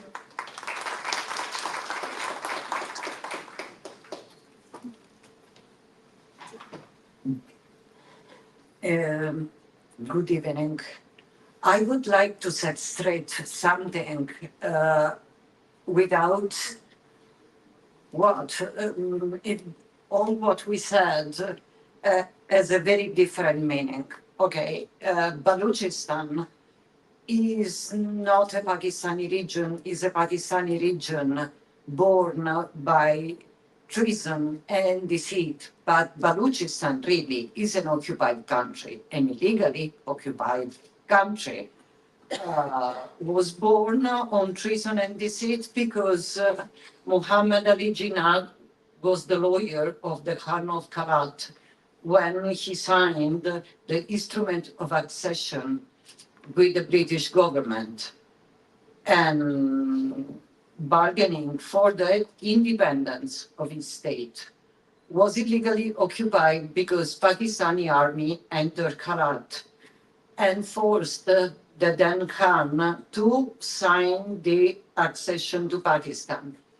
Unfortunately or fortunately, Karat was a constitutional monarchy. That signature, whether it has been taken with a gun, as they say, or by his willness, is worth nothing because the parliament should have ratified the decision of the Khan, and they refused twice till the parliament was dissolved.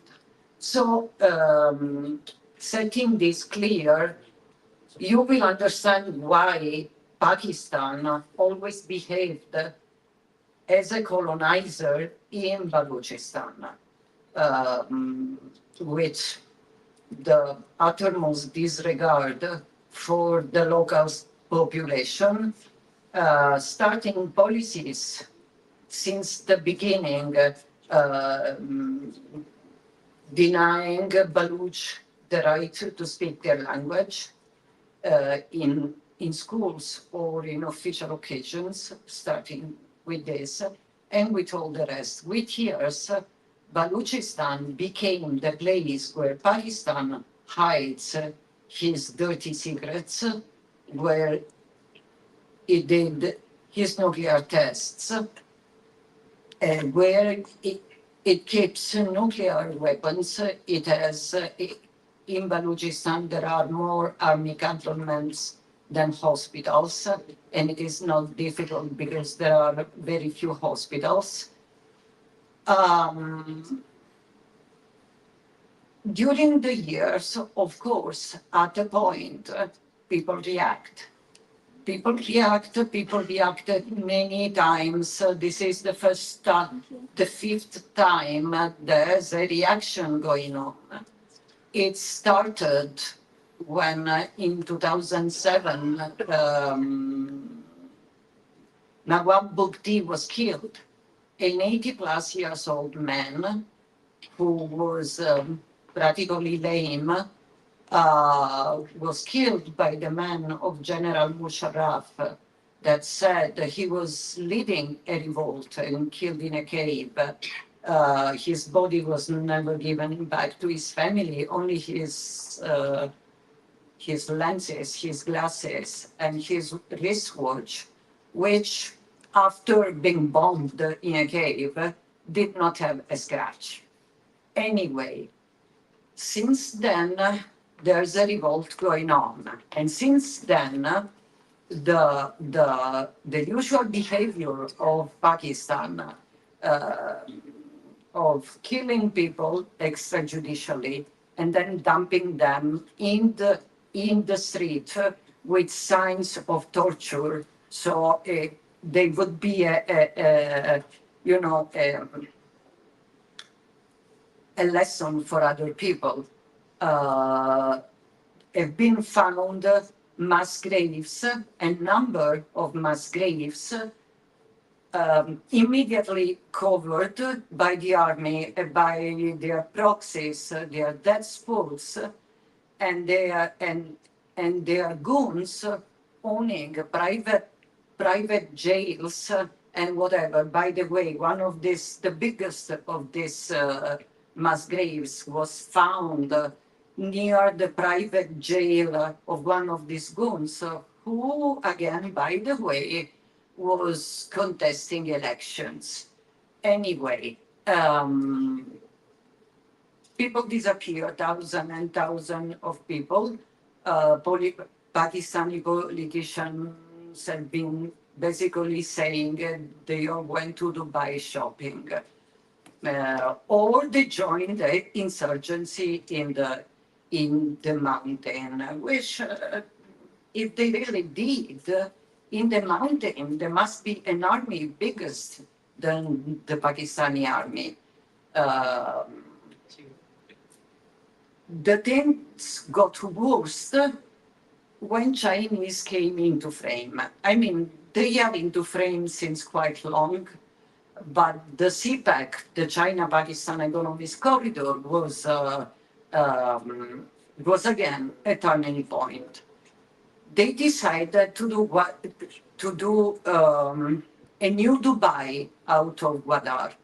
A new Dubai means a playground for shopping, playing golf, and investments. Baluch have been cut out not only by development, but materially from the access to clean water, to fishing, and to their basic freedom. Gwadar has been cut off from the rest of Balochistan. I wrote a number of articles researching on Gwadar in particular. It's too long here to tell you all the fellows owning the companies developing Gwadar, but it's an interesting reading.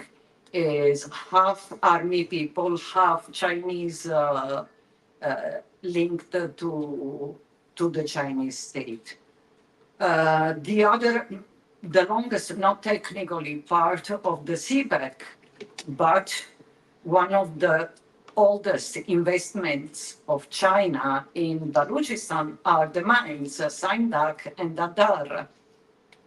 Again, exploitation of resources. Baluch have no access to any kind of developments. Roads are made only to serve Chinese, plus, and again, it's too long to be said here, all the overmining, open air mining, and other pleasant things like smuggling of rare minerals also through Karachi.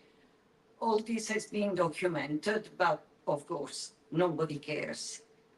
And nobody cares also actually of the Baluch human rights conditions, because Pakistan has a kind of impunity, and impunity because of the geopolitics of the past 20 years, 20 plus years.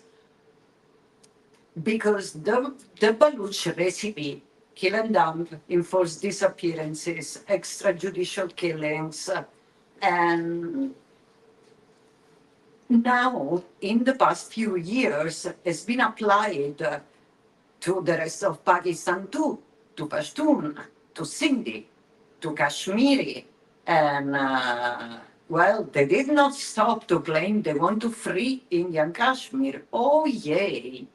They want to free Indian Kashmir to make people disappear there too, most probably, but what else? The thing is, they are doing it, everybody knows they are doing it, but what the rest of the world does is not highlighting the human rights violation of a failed state like Pakistan. No.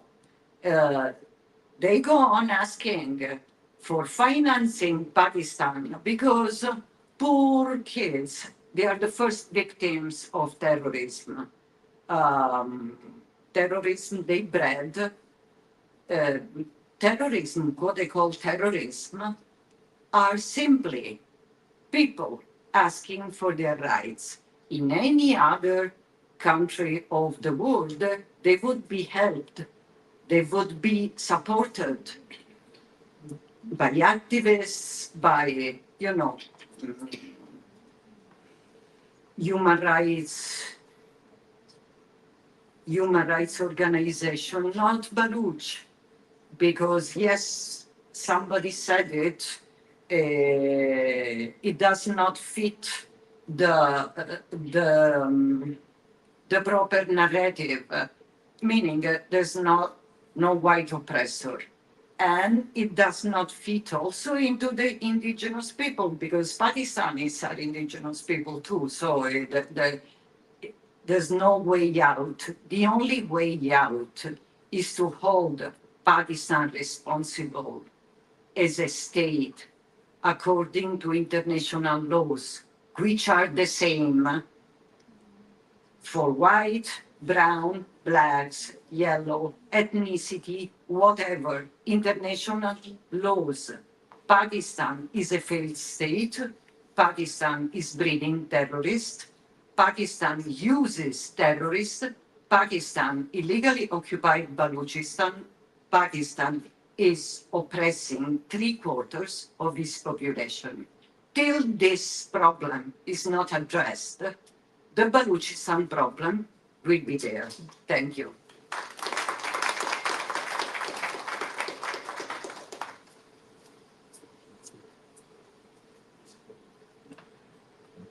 Thank you so much, Francisca Verano, for your kind words. Now I would like to call Raima Mahmood. Raima is the Uyghur human rights activist, translator, and singer. She has been instrumental in advocating against the ongoing genocide of her people and has worked closely with civilians, including interpreting testimonies of the Uyghur Tribunal. Raima is the executive director of the Stop Uyghur Genocide, UK director of the World Uyghur Congress, and advisor to the IPSC. So please welcome.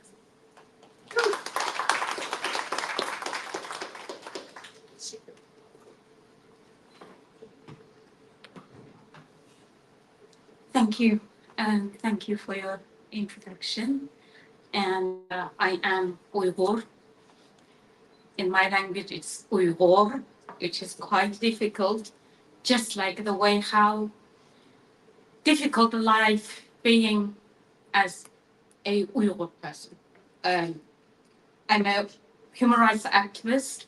I left my country in 2000 after 1997 Volja massacre, and I've been exiled since. And I've been back to my country, and I've been banned from speaking to my family since 2017.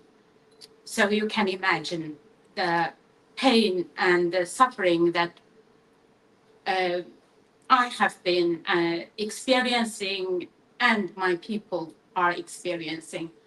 And while hearing all from the previous speakers about your struggle, the struggles of Baloch people, I can draw so much parallel and so much similarity between the atrocities and the shared tactics and the tools used by dictators and oppressors throughout history. And I do believe that if you never collaborated with Uyghurs or Tibetans and other oppressed groups in China, you should consider, because we do have this shared enemy and enemies. So today I want to talk about the China-Pakistan Economic Corridor. And I know a lot of people already mentioned and you know quite a lot about it, but I would like to just discuss a bit more from the Chinese government's point of view. What is that really is about? Its profound connection to the broader issues of oppression, exploitation, and human rights violations. While this ambitious infrastructure project is often celebrated as a symbol of economic cooperation between China and Pakistan, it hides a much darker reality. one that links the ongoing Uyghur genocide to the exploitation of marginalized communities, including those in Balochistan. So I say CPEC is a double-edged sword.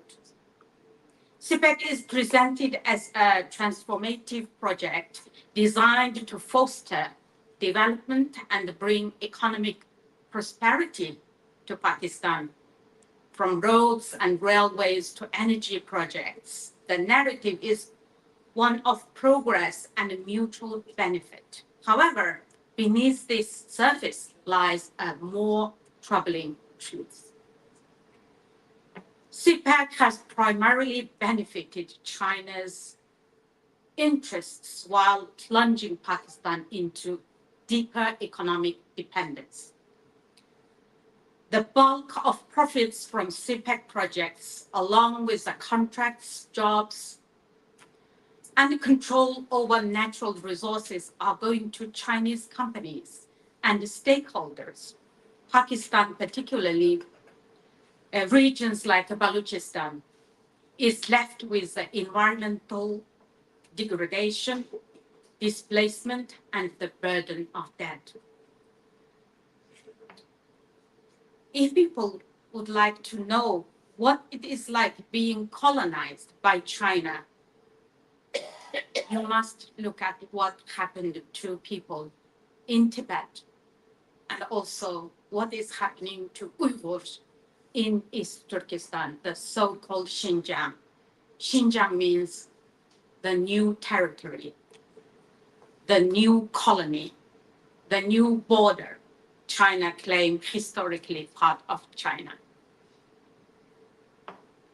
So the cost to Balochistan, I know as Baloch you already understand the cost, but I just want to point out from what I understand about the CPEC, what cost to Balochistan. So Balochistan houses a strategically important Gwadar port, and the Uyghuristan, the East Turkestan, is another side or the start of this CPEC. The starting point is south of East Turkestan, Kashgar. I'm sure most people should know about Kashgar, the historic center of the start of the Silk Road. So the consequences of this so-called development, despite being rich in natural resources, the people of Balochistan are marginalized and suffer from widespread poverty. And their resources are being extracted and exported while the local population is excluded from the benefit. And this is exactly what happened to the Uyghurs. The reason the genocide is happening there is not just because the Uyghurs want to claim the ownership of the land, because East Turkestan means the land of Turkic people. Uyghurs are the Turkic people who are the legitimate owner of that land. So the Chinese government, especially the Chinese Communist Party, occupied the region in 1949, 2 years after the Balochistan was colonized by Pakistan. So this year, the CCP, the Chinese Communist Party, will be celebrating the 75th anniversary, which is going to be next 2 weeks, 1st of October. So I can draw those parallels that when they call, we are developing the area, we are building roads, but in fact, they are exploiting their resources. And what happened to the Uyghurs, the since largest internment since the Second World War. I'm sure most people already know, over 1 million, maybe up to 3 million people interned in the so-called re-education camps, modern day concentration camps. So CPEC has exacerbated this exploitation with local communities losing their lands and livelihoods to the Chinese companies, all under the pretext of development.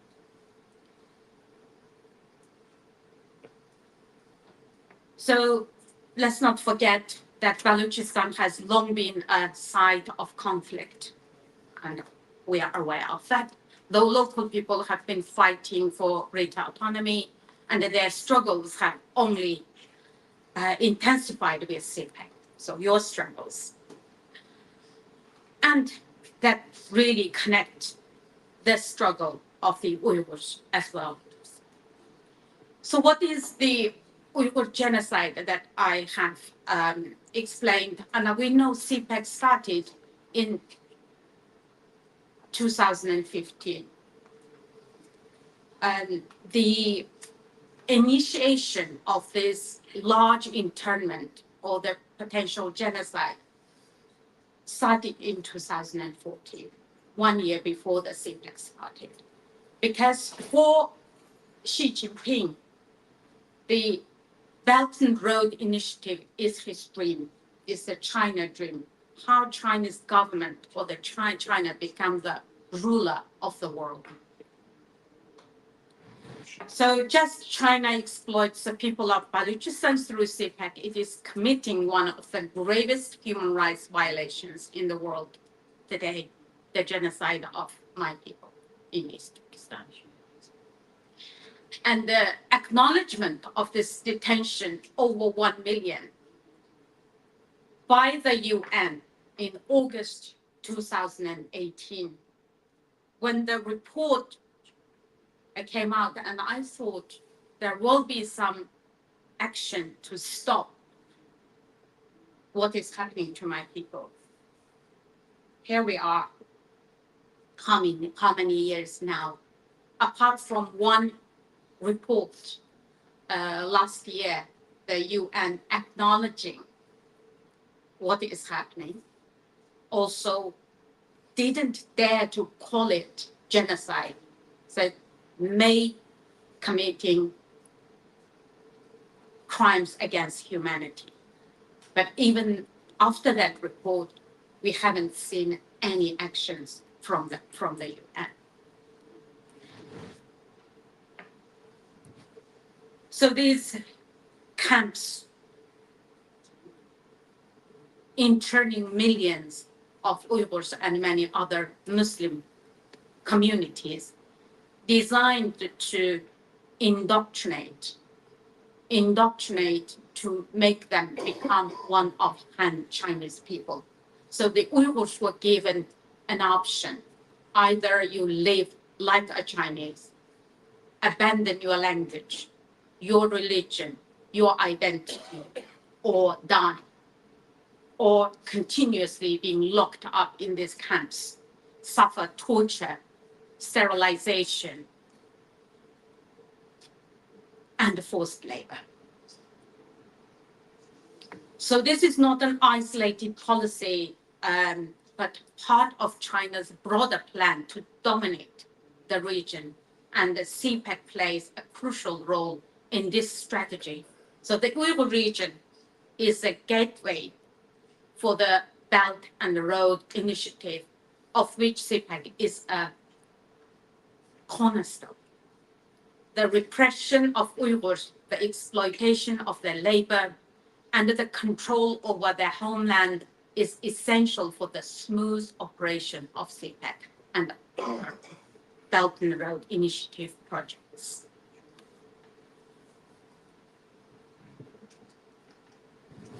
I'm not going to give too much detail about what is happening to the Uyghurs. I would invite you, if you really interested in the situation, please read the UN report, and also please find the independent Uyghur Tribunal.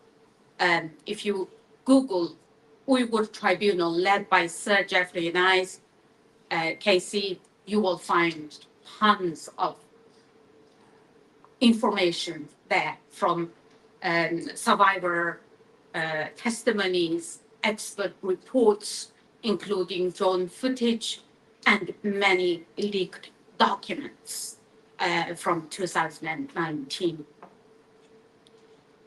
So I would like just connecting the dots, exploitation and the oppression. When we examine the exploitation of Balochistan alongside the atrocities in East Turkestan, we see a common thread.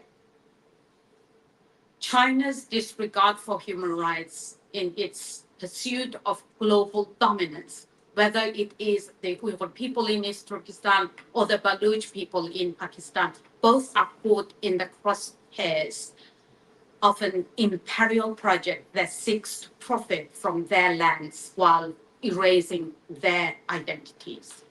The international community cannot afford to ignore these interconnection struggles. The genocide of the Uyghurs, the oppression in Balochistan, and the environmental and the social cost of CPEC are all part of a larger narrative of exploitation under the guise of economic development.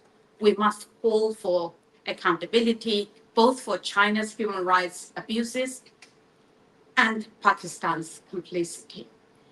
So when we act alone, our voices are not that strong.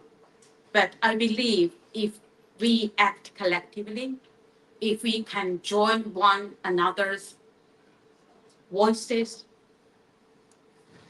I believe we will become much stronger. And thank you. This, I believe, today is a start. Thank you.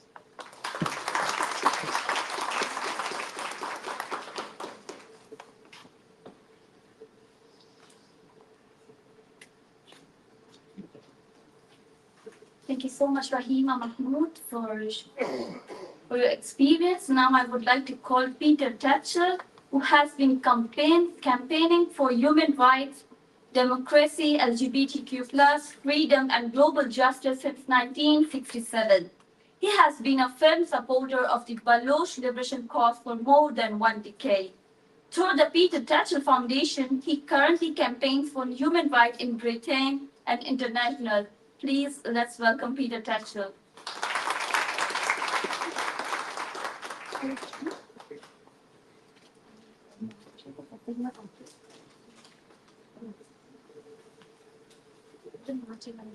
Thank you all very, very much.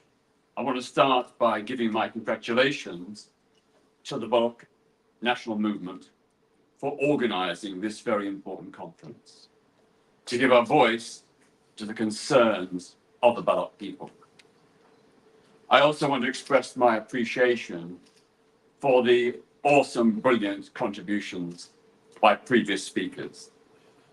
They have set out very clearly the gross human rights abuses in occupied Balochistan by the Pakistan state and its military. I want to address the specific issue of how do we get from where Balochistan is today to where we want it to be in the future. In other words, how do we progress not just an end to the human rights abuses, but also self-determination for the Baloch people? This is a huge, huge challenge. We all know the problem. What we must address is the solution. Now, I speak as a friend and ally of the people of Balochistan going back many, many years. But I am mindful that the future of Balochistan is a matter for the people of Balochistan and for the national movement of Balochistan. It's not up to me or any other outsiders to dictate solutions. But what I can do is offer my experience and knowledge based upon nearly 6 decades of campaigning and support of liberation movements. From Vietnam to East Timor to West Papua today. What I have are some ideas about how the people of Balochistan can move forward. All I'm doing is offering ideas for consideration. They are suggestions, not prescriptions. It is you, the people of Balochistan, who must decide. But what I am saying today is a result of lengthy discussions I've had over many years with Baloch activists. And the common theme that they all say is, we don't have a path to peace and self-determination. We know our aspiration is in that direction, but we don't have a practical path to enable it to happen. Now, there are many laudable different aims from different sectors of the Balochistan National Democratic Movement. And that comprises, of course, many different organizations, not just the Baloch National Movement, but many others as well. The problem is there isn't, in my perception, and the perception of many Baloch activists, any coherent, practical path for a plan of action that will lead to peace, to end the occupation, and to secure a negotiated political government. In my view, and the view of the activists I've spoken with, there is a common agreement that the Baloch movement needs to put Pakistan on the spot by proposing a credible plan of action. This is what we want. It's how we're going to get from here to there. The international community also wants to see a plan. If they're going to support your struggle, they need to know what your plan is, what you want, how you propose to get there. They want to know what you stand for and what you propose to achieve a solution.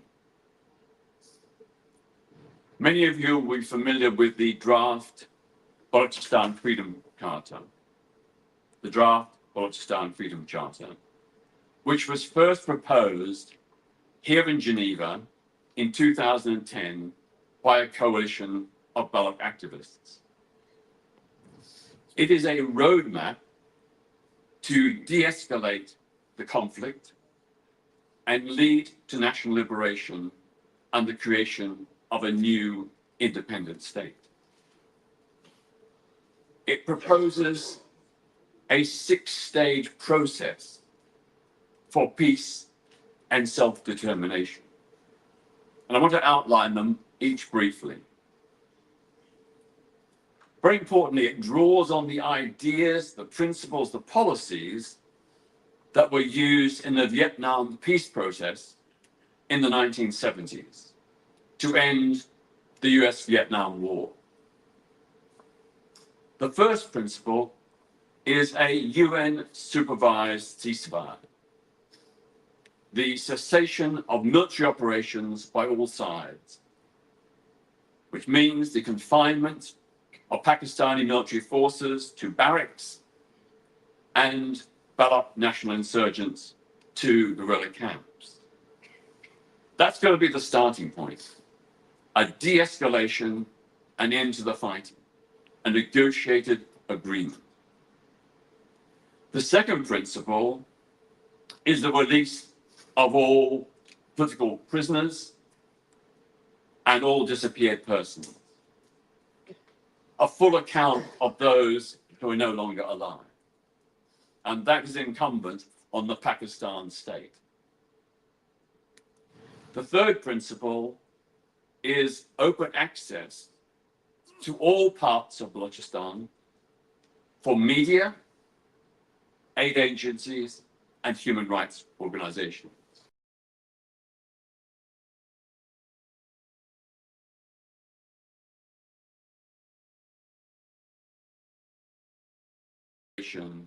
What has been happening in Balochistan. And as you know, right now, Balochistan is effectively closed to journalists, international journalists, aid agencies, and human rights organizations. The fourth principle is the right of return of displaced persons. Refugees who fled Balochistan, they must have the right to return. They must have the restitution of their land and property. And there must be full compensation by Pakistan for losses caused by its forces during the conflict. The fifth principle is an end to inward colonization of Balochistan by non-Baloch settlers.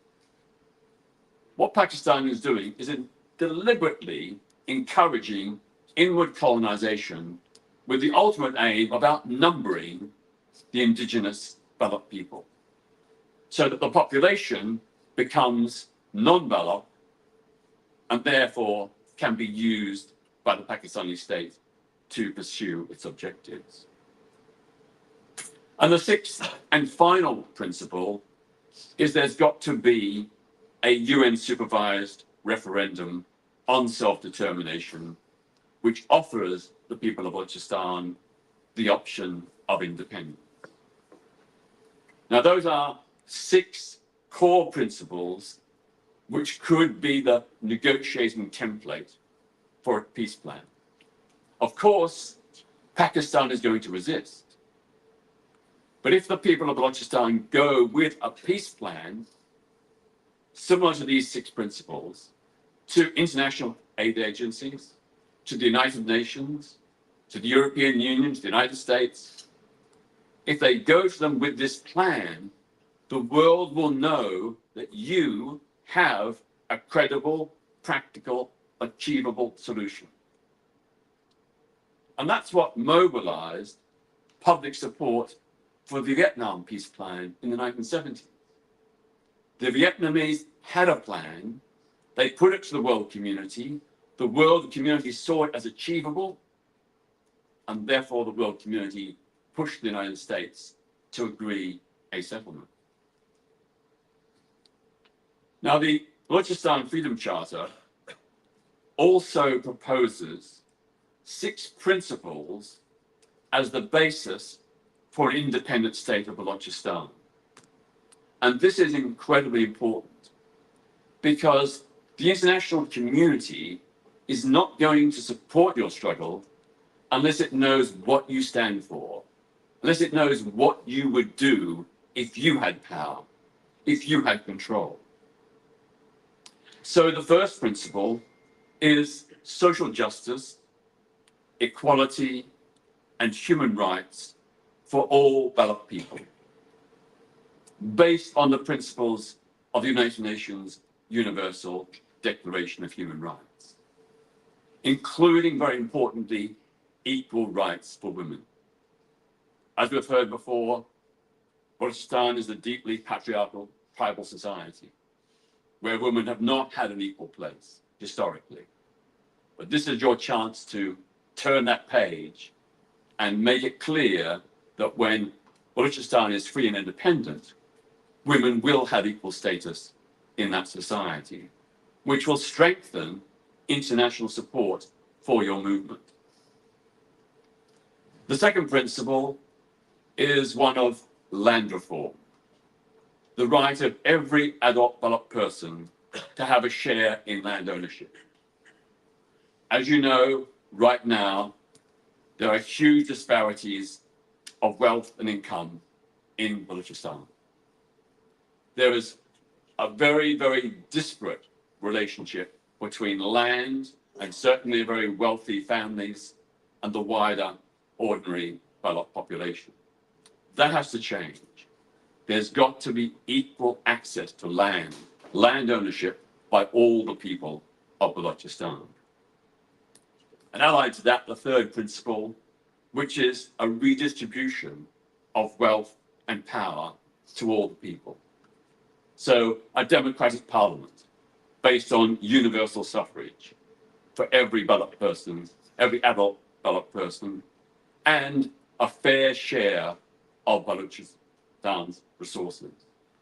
So if you get back control of your resources, it can't be taken by a handful of wealthy Baloch entrepreneurs or wealthy families. It has to be fairly shared among all the people of Balochistan. The fourth principle is a secular state, a state where people of all faiths and no faith have equal legal status, and where no religion is privileged in law, government, or public institution. So in complete contrast with Pakistan, where Islam is the state religion and governs so many aspects of Pakistan life. The fifth principle is democratic and personal freedoms, including a commitment to free multi-party elections, the right to protest, freedom of speech and the press, as enshrined in international human rights law.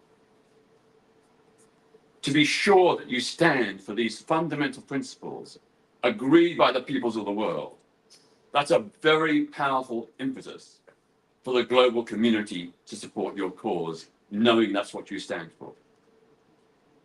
And sixth principle is a UN Commission of Inquiry into disappeared persons and the victims of detention without trial, torture, and extrajudicial killings, leading to a UN special tribunal, more on the special tribunal in the former Yugoslavia, to prosecute human rights abusers and war criminals for their crimes in Balochistan.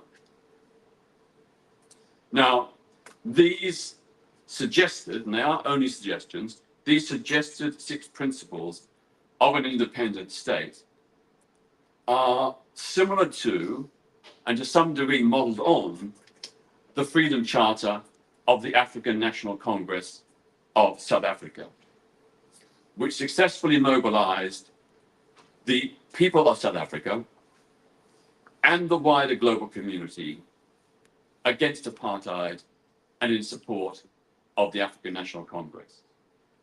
Because they had a Freedom Charter, which set out what they were standing for, what they aspired to achieve, the world was confident to know that the ANC could be supported. If I can just reiterate, this draft Balochistan Freedom Charter is important for 4 reasons, some of which I've already elaborated. Number one, the people of Balochistan, first and foremost, have a right to know what the National Liberation Movement stands for. They are much more likely to rally around and unite behind a clear, practical, concrete liberation program. 2, the Balochistan Freedom Charter could become the focus for uniting the many diverse Baloch factions.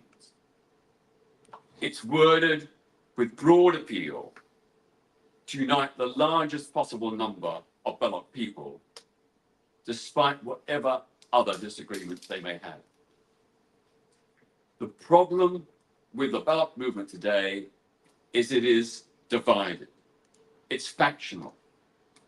And you never win when you're not united. You have to be united in order to make progress. If you can't unite yourselves, then the world community is sadly not going to take you seriously. And that means sinking differences. Now, of course, I understand the historic differences between different movements in Balochistan.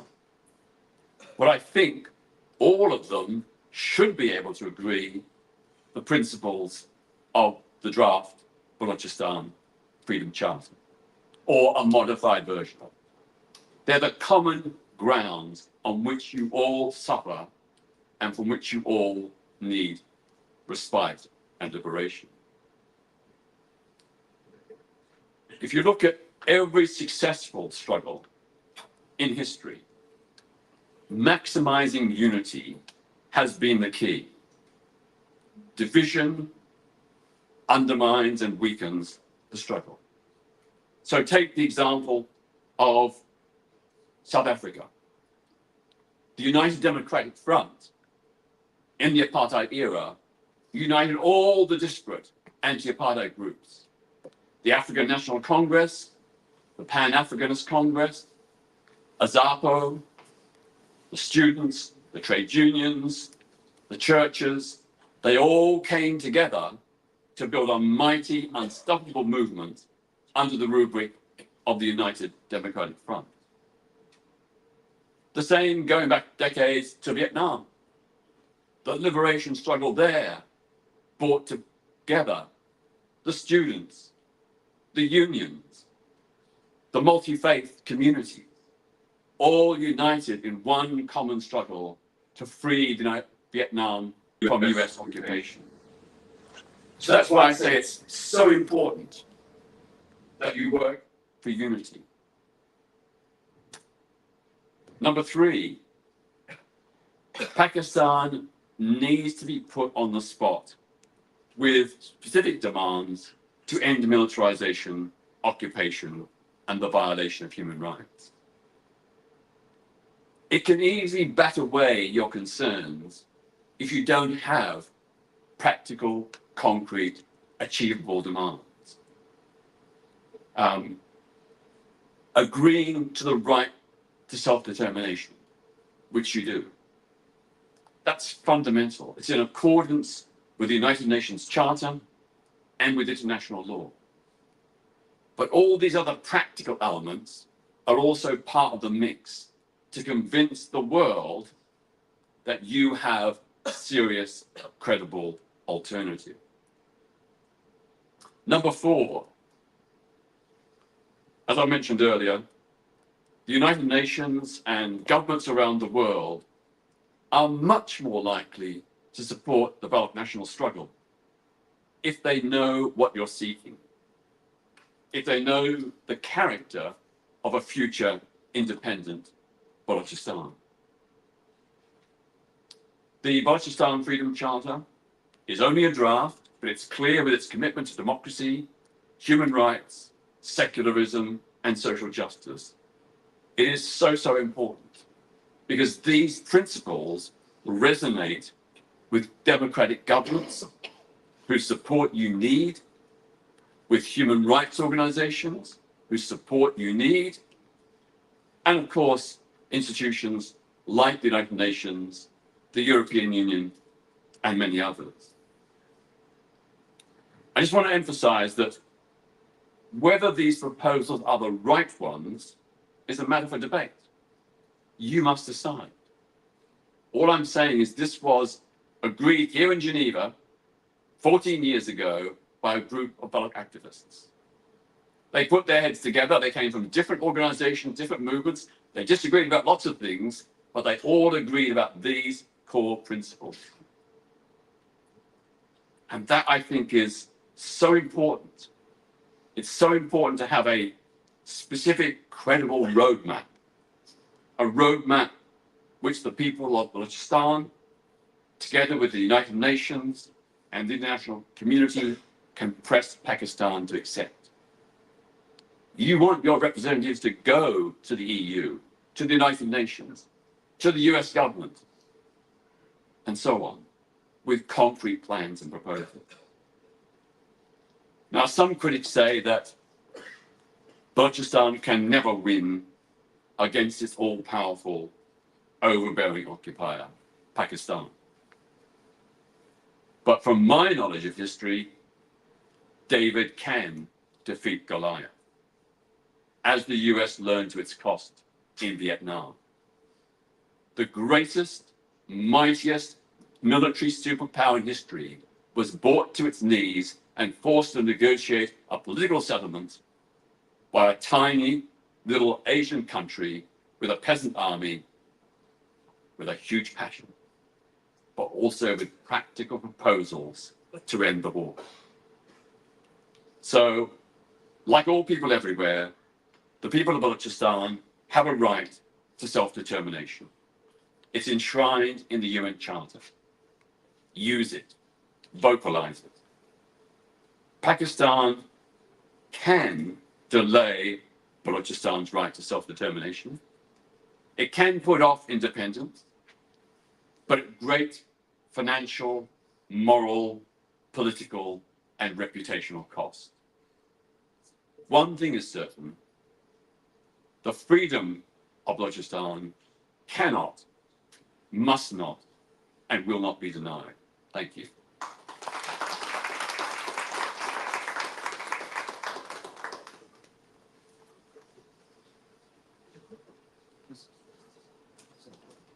Thank you so much, Peter, for your kind words and support. Now, I would like to call our last speaker, our chairman, Dr. Naseem Baloch. Dr. Naseem Baloch is the chairman of BNM. He joined the national movement during as a student days. Due to his dynamic character, he was also forced to disappear by the Pakistani army. He played a critical role in organizing BNM in the diaspora. Before being elected chairman, he was the organizer of the BNM diaspora community. So once again, so please welcome Dr. Naseem Baloch.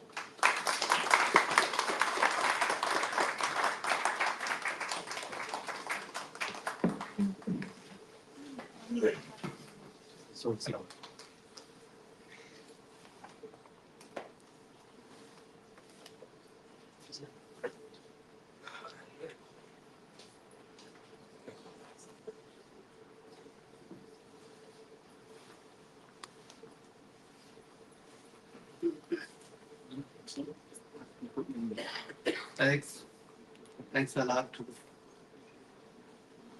Ladies and gentlemen, our distinguished guests, I stand before you today with deep gratitude for the opportunity to address such an esteemed audience. And I extend my sincere thanks to our guest speakers and to all who have traveled from near and far to be here. Your presence here gives this conference its meaning and impact. As an introduction, I don't know what should I say. I was a medical doctor, once served as a physician, caring for the poor and needy people in the rural areas of Balochistan. Today, I stand before you not as a doctor, but as an exile far from my homeland. Living in France,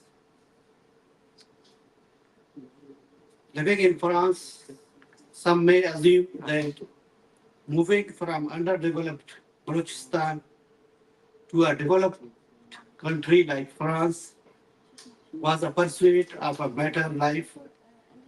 But for us, for the Baloch people, I say, this was never a choice. And if we see about 10-15 years ago, there were very few Baloch who sought refuge in Europe and other countries.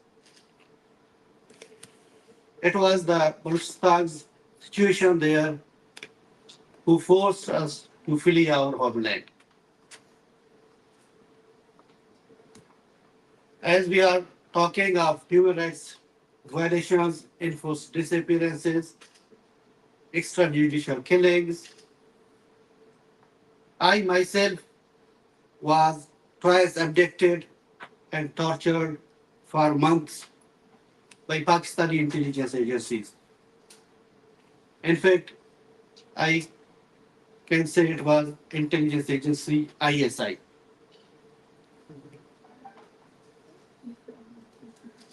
They left me for dead by a roadside one night, but I survived.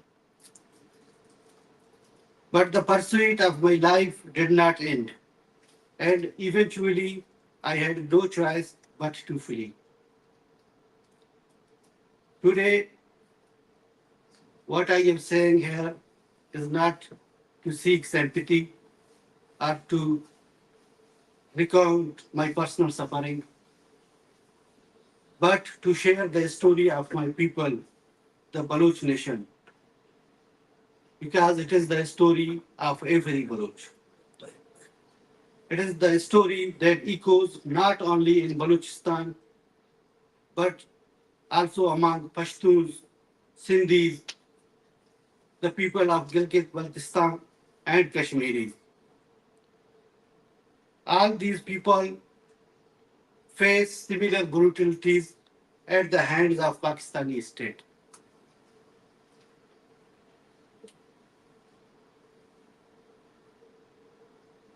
When we hear the name of Balochistan, someone may think of a region, a place on a map. But Balochistan is more than just a geography. It has become a graveyard of hopes and lives, where humanity is continuously violated.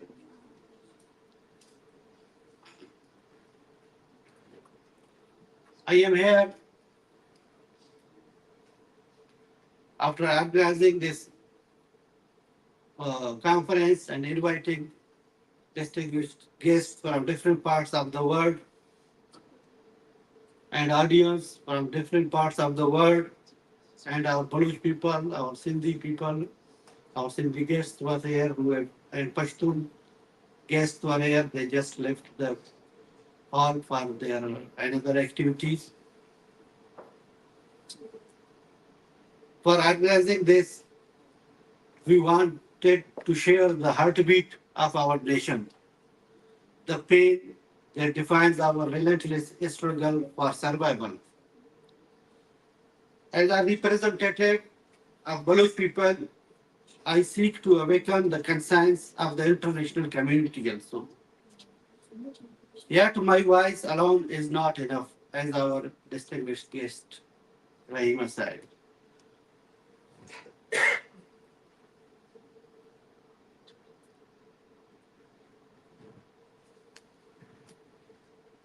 My alone voice is not enough.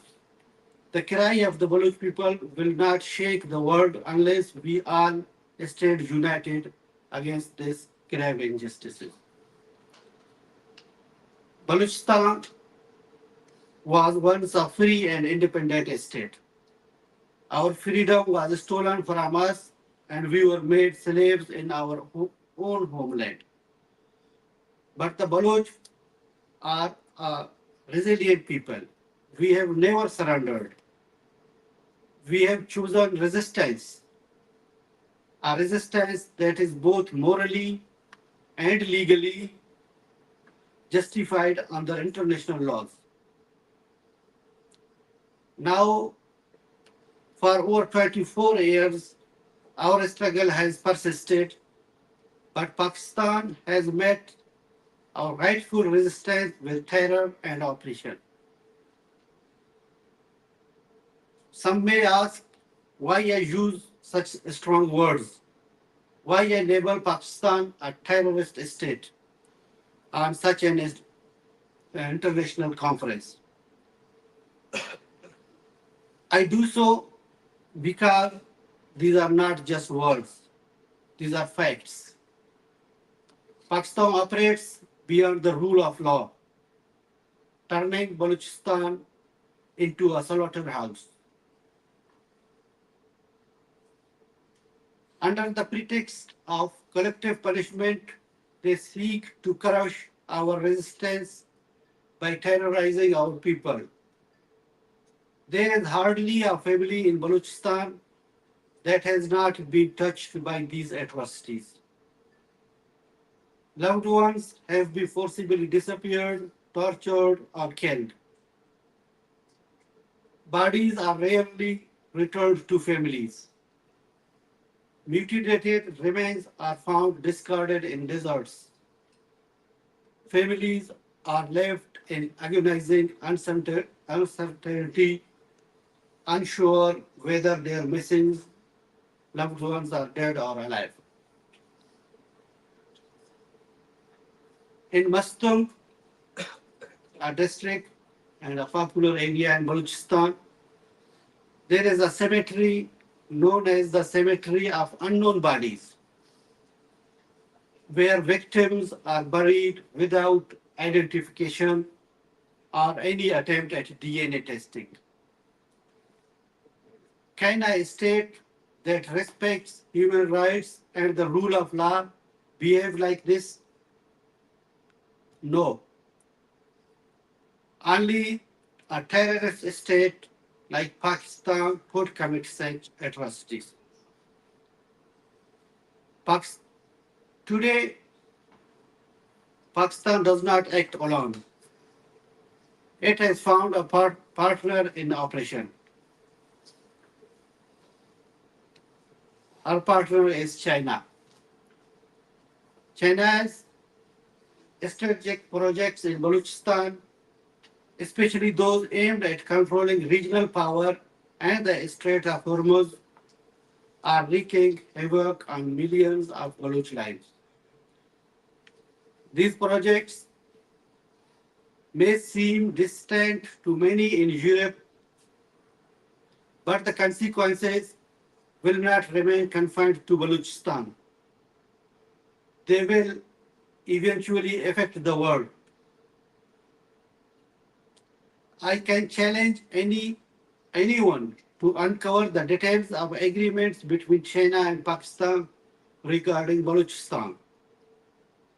You will find none, because the people of Balochistan have been excluded from every decision regarding their land and resources.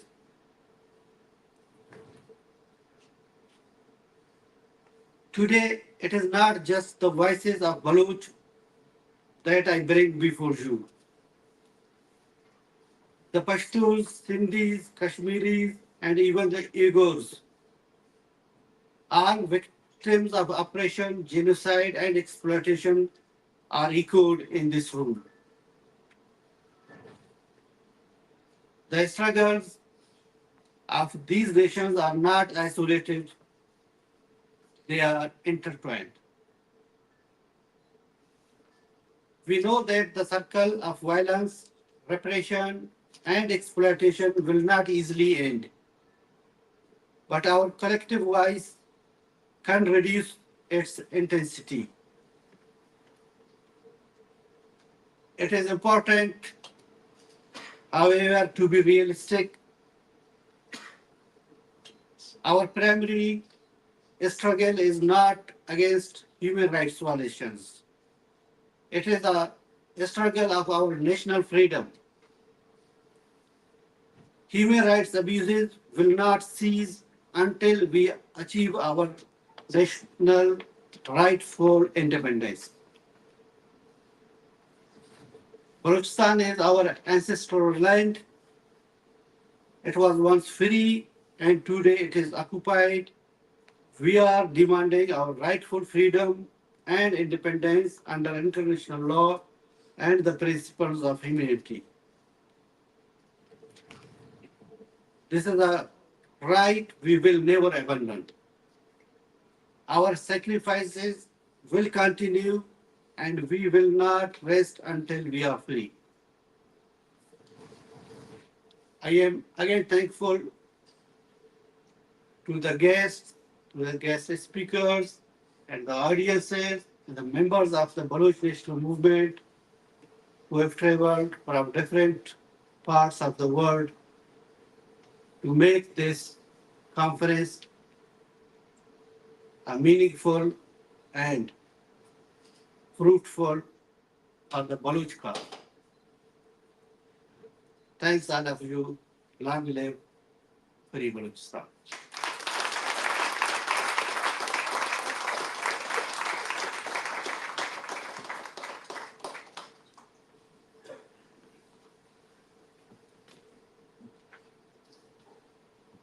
Thank you so much, Dr. Naseem Baloch, for your words. As we come to the end of today's conference, let's take a moment and reflect on the many valuable insights we have gained. I'd like to extend a heartfelt thank you to all our speakers Your knowledge, experiences, and perspectives have truly enriched this event, and we are grateful for the time and effort you have shared with us. To our guest participants, thank you for being here and joining us today. We hope this is just the beginning of continued conversation and collaborations. Please stay connected with us and with each other as we move forward. Once again, thank you to everyone for making this conference a success.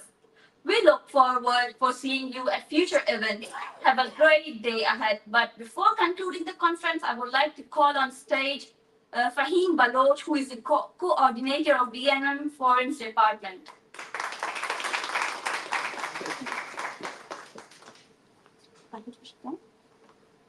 Thank you very much, everyone. I'll not take here much of time. I came to just say thank you, everyone. You came, and especially to the participants. You were stuck to your chairs nearly for 6 hours. And just few words I would say. The situation of Balochistan is like, can you compare the situation of Afghanistan?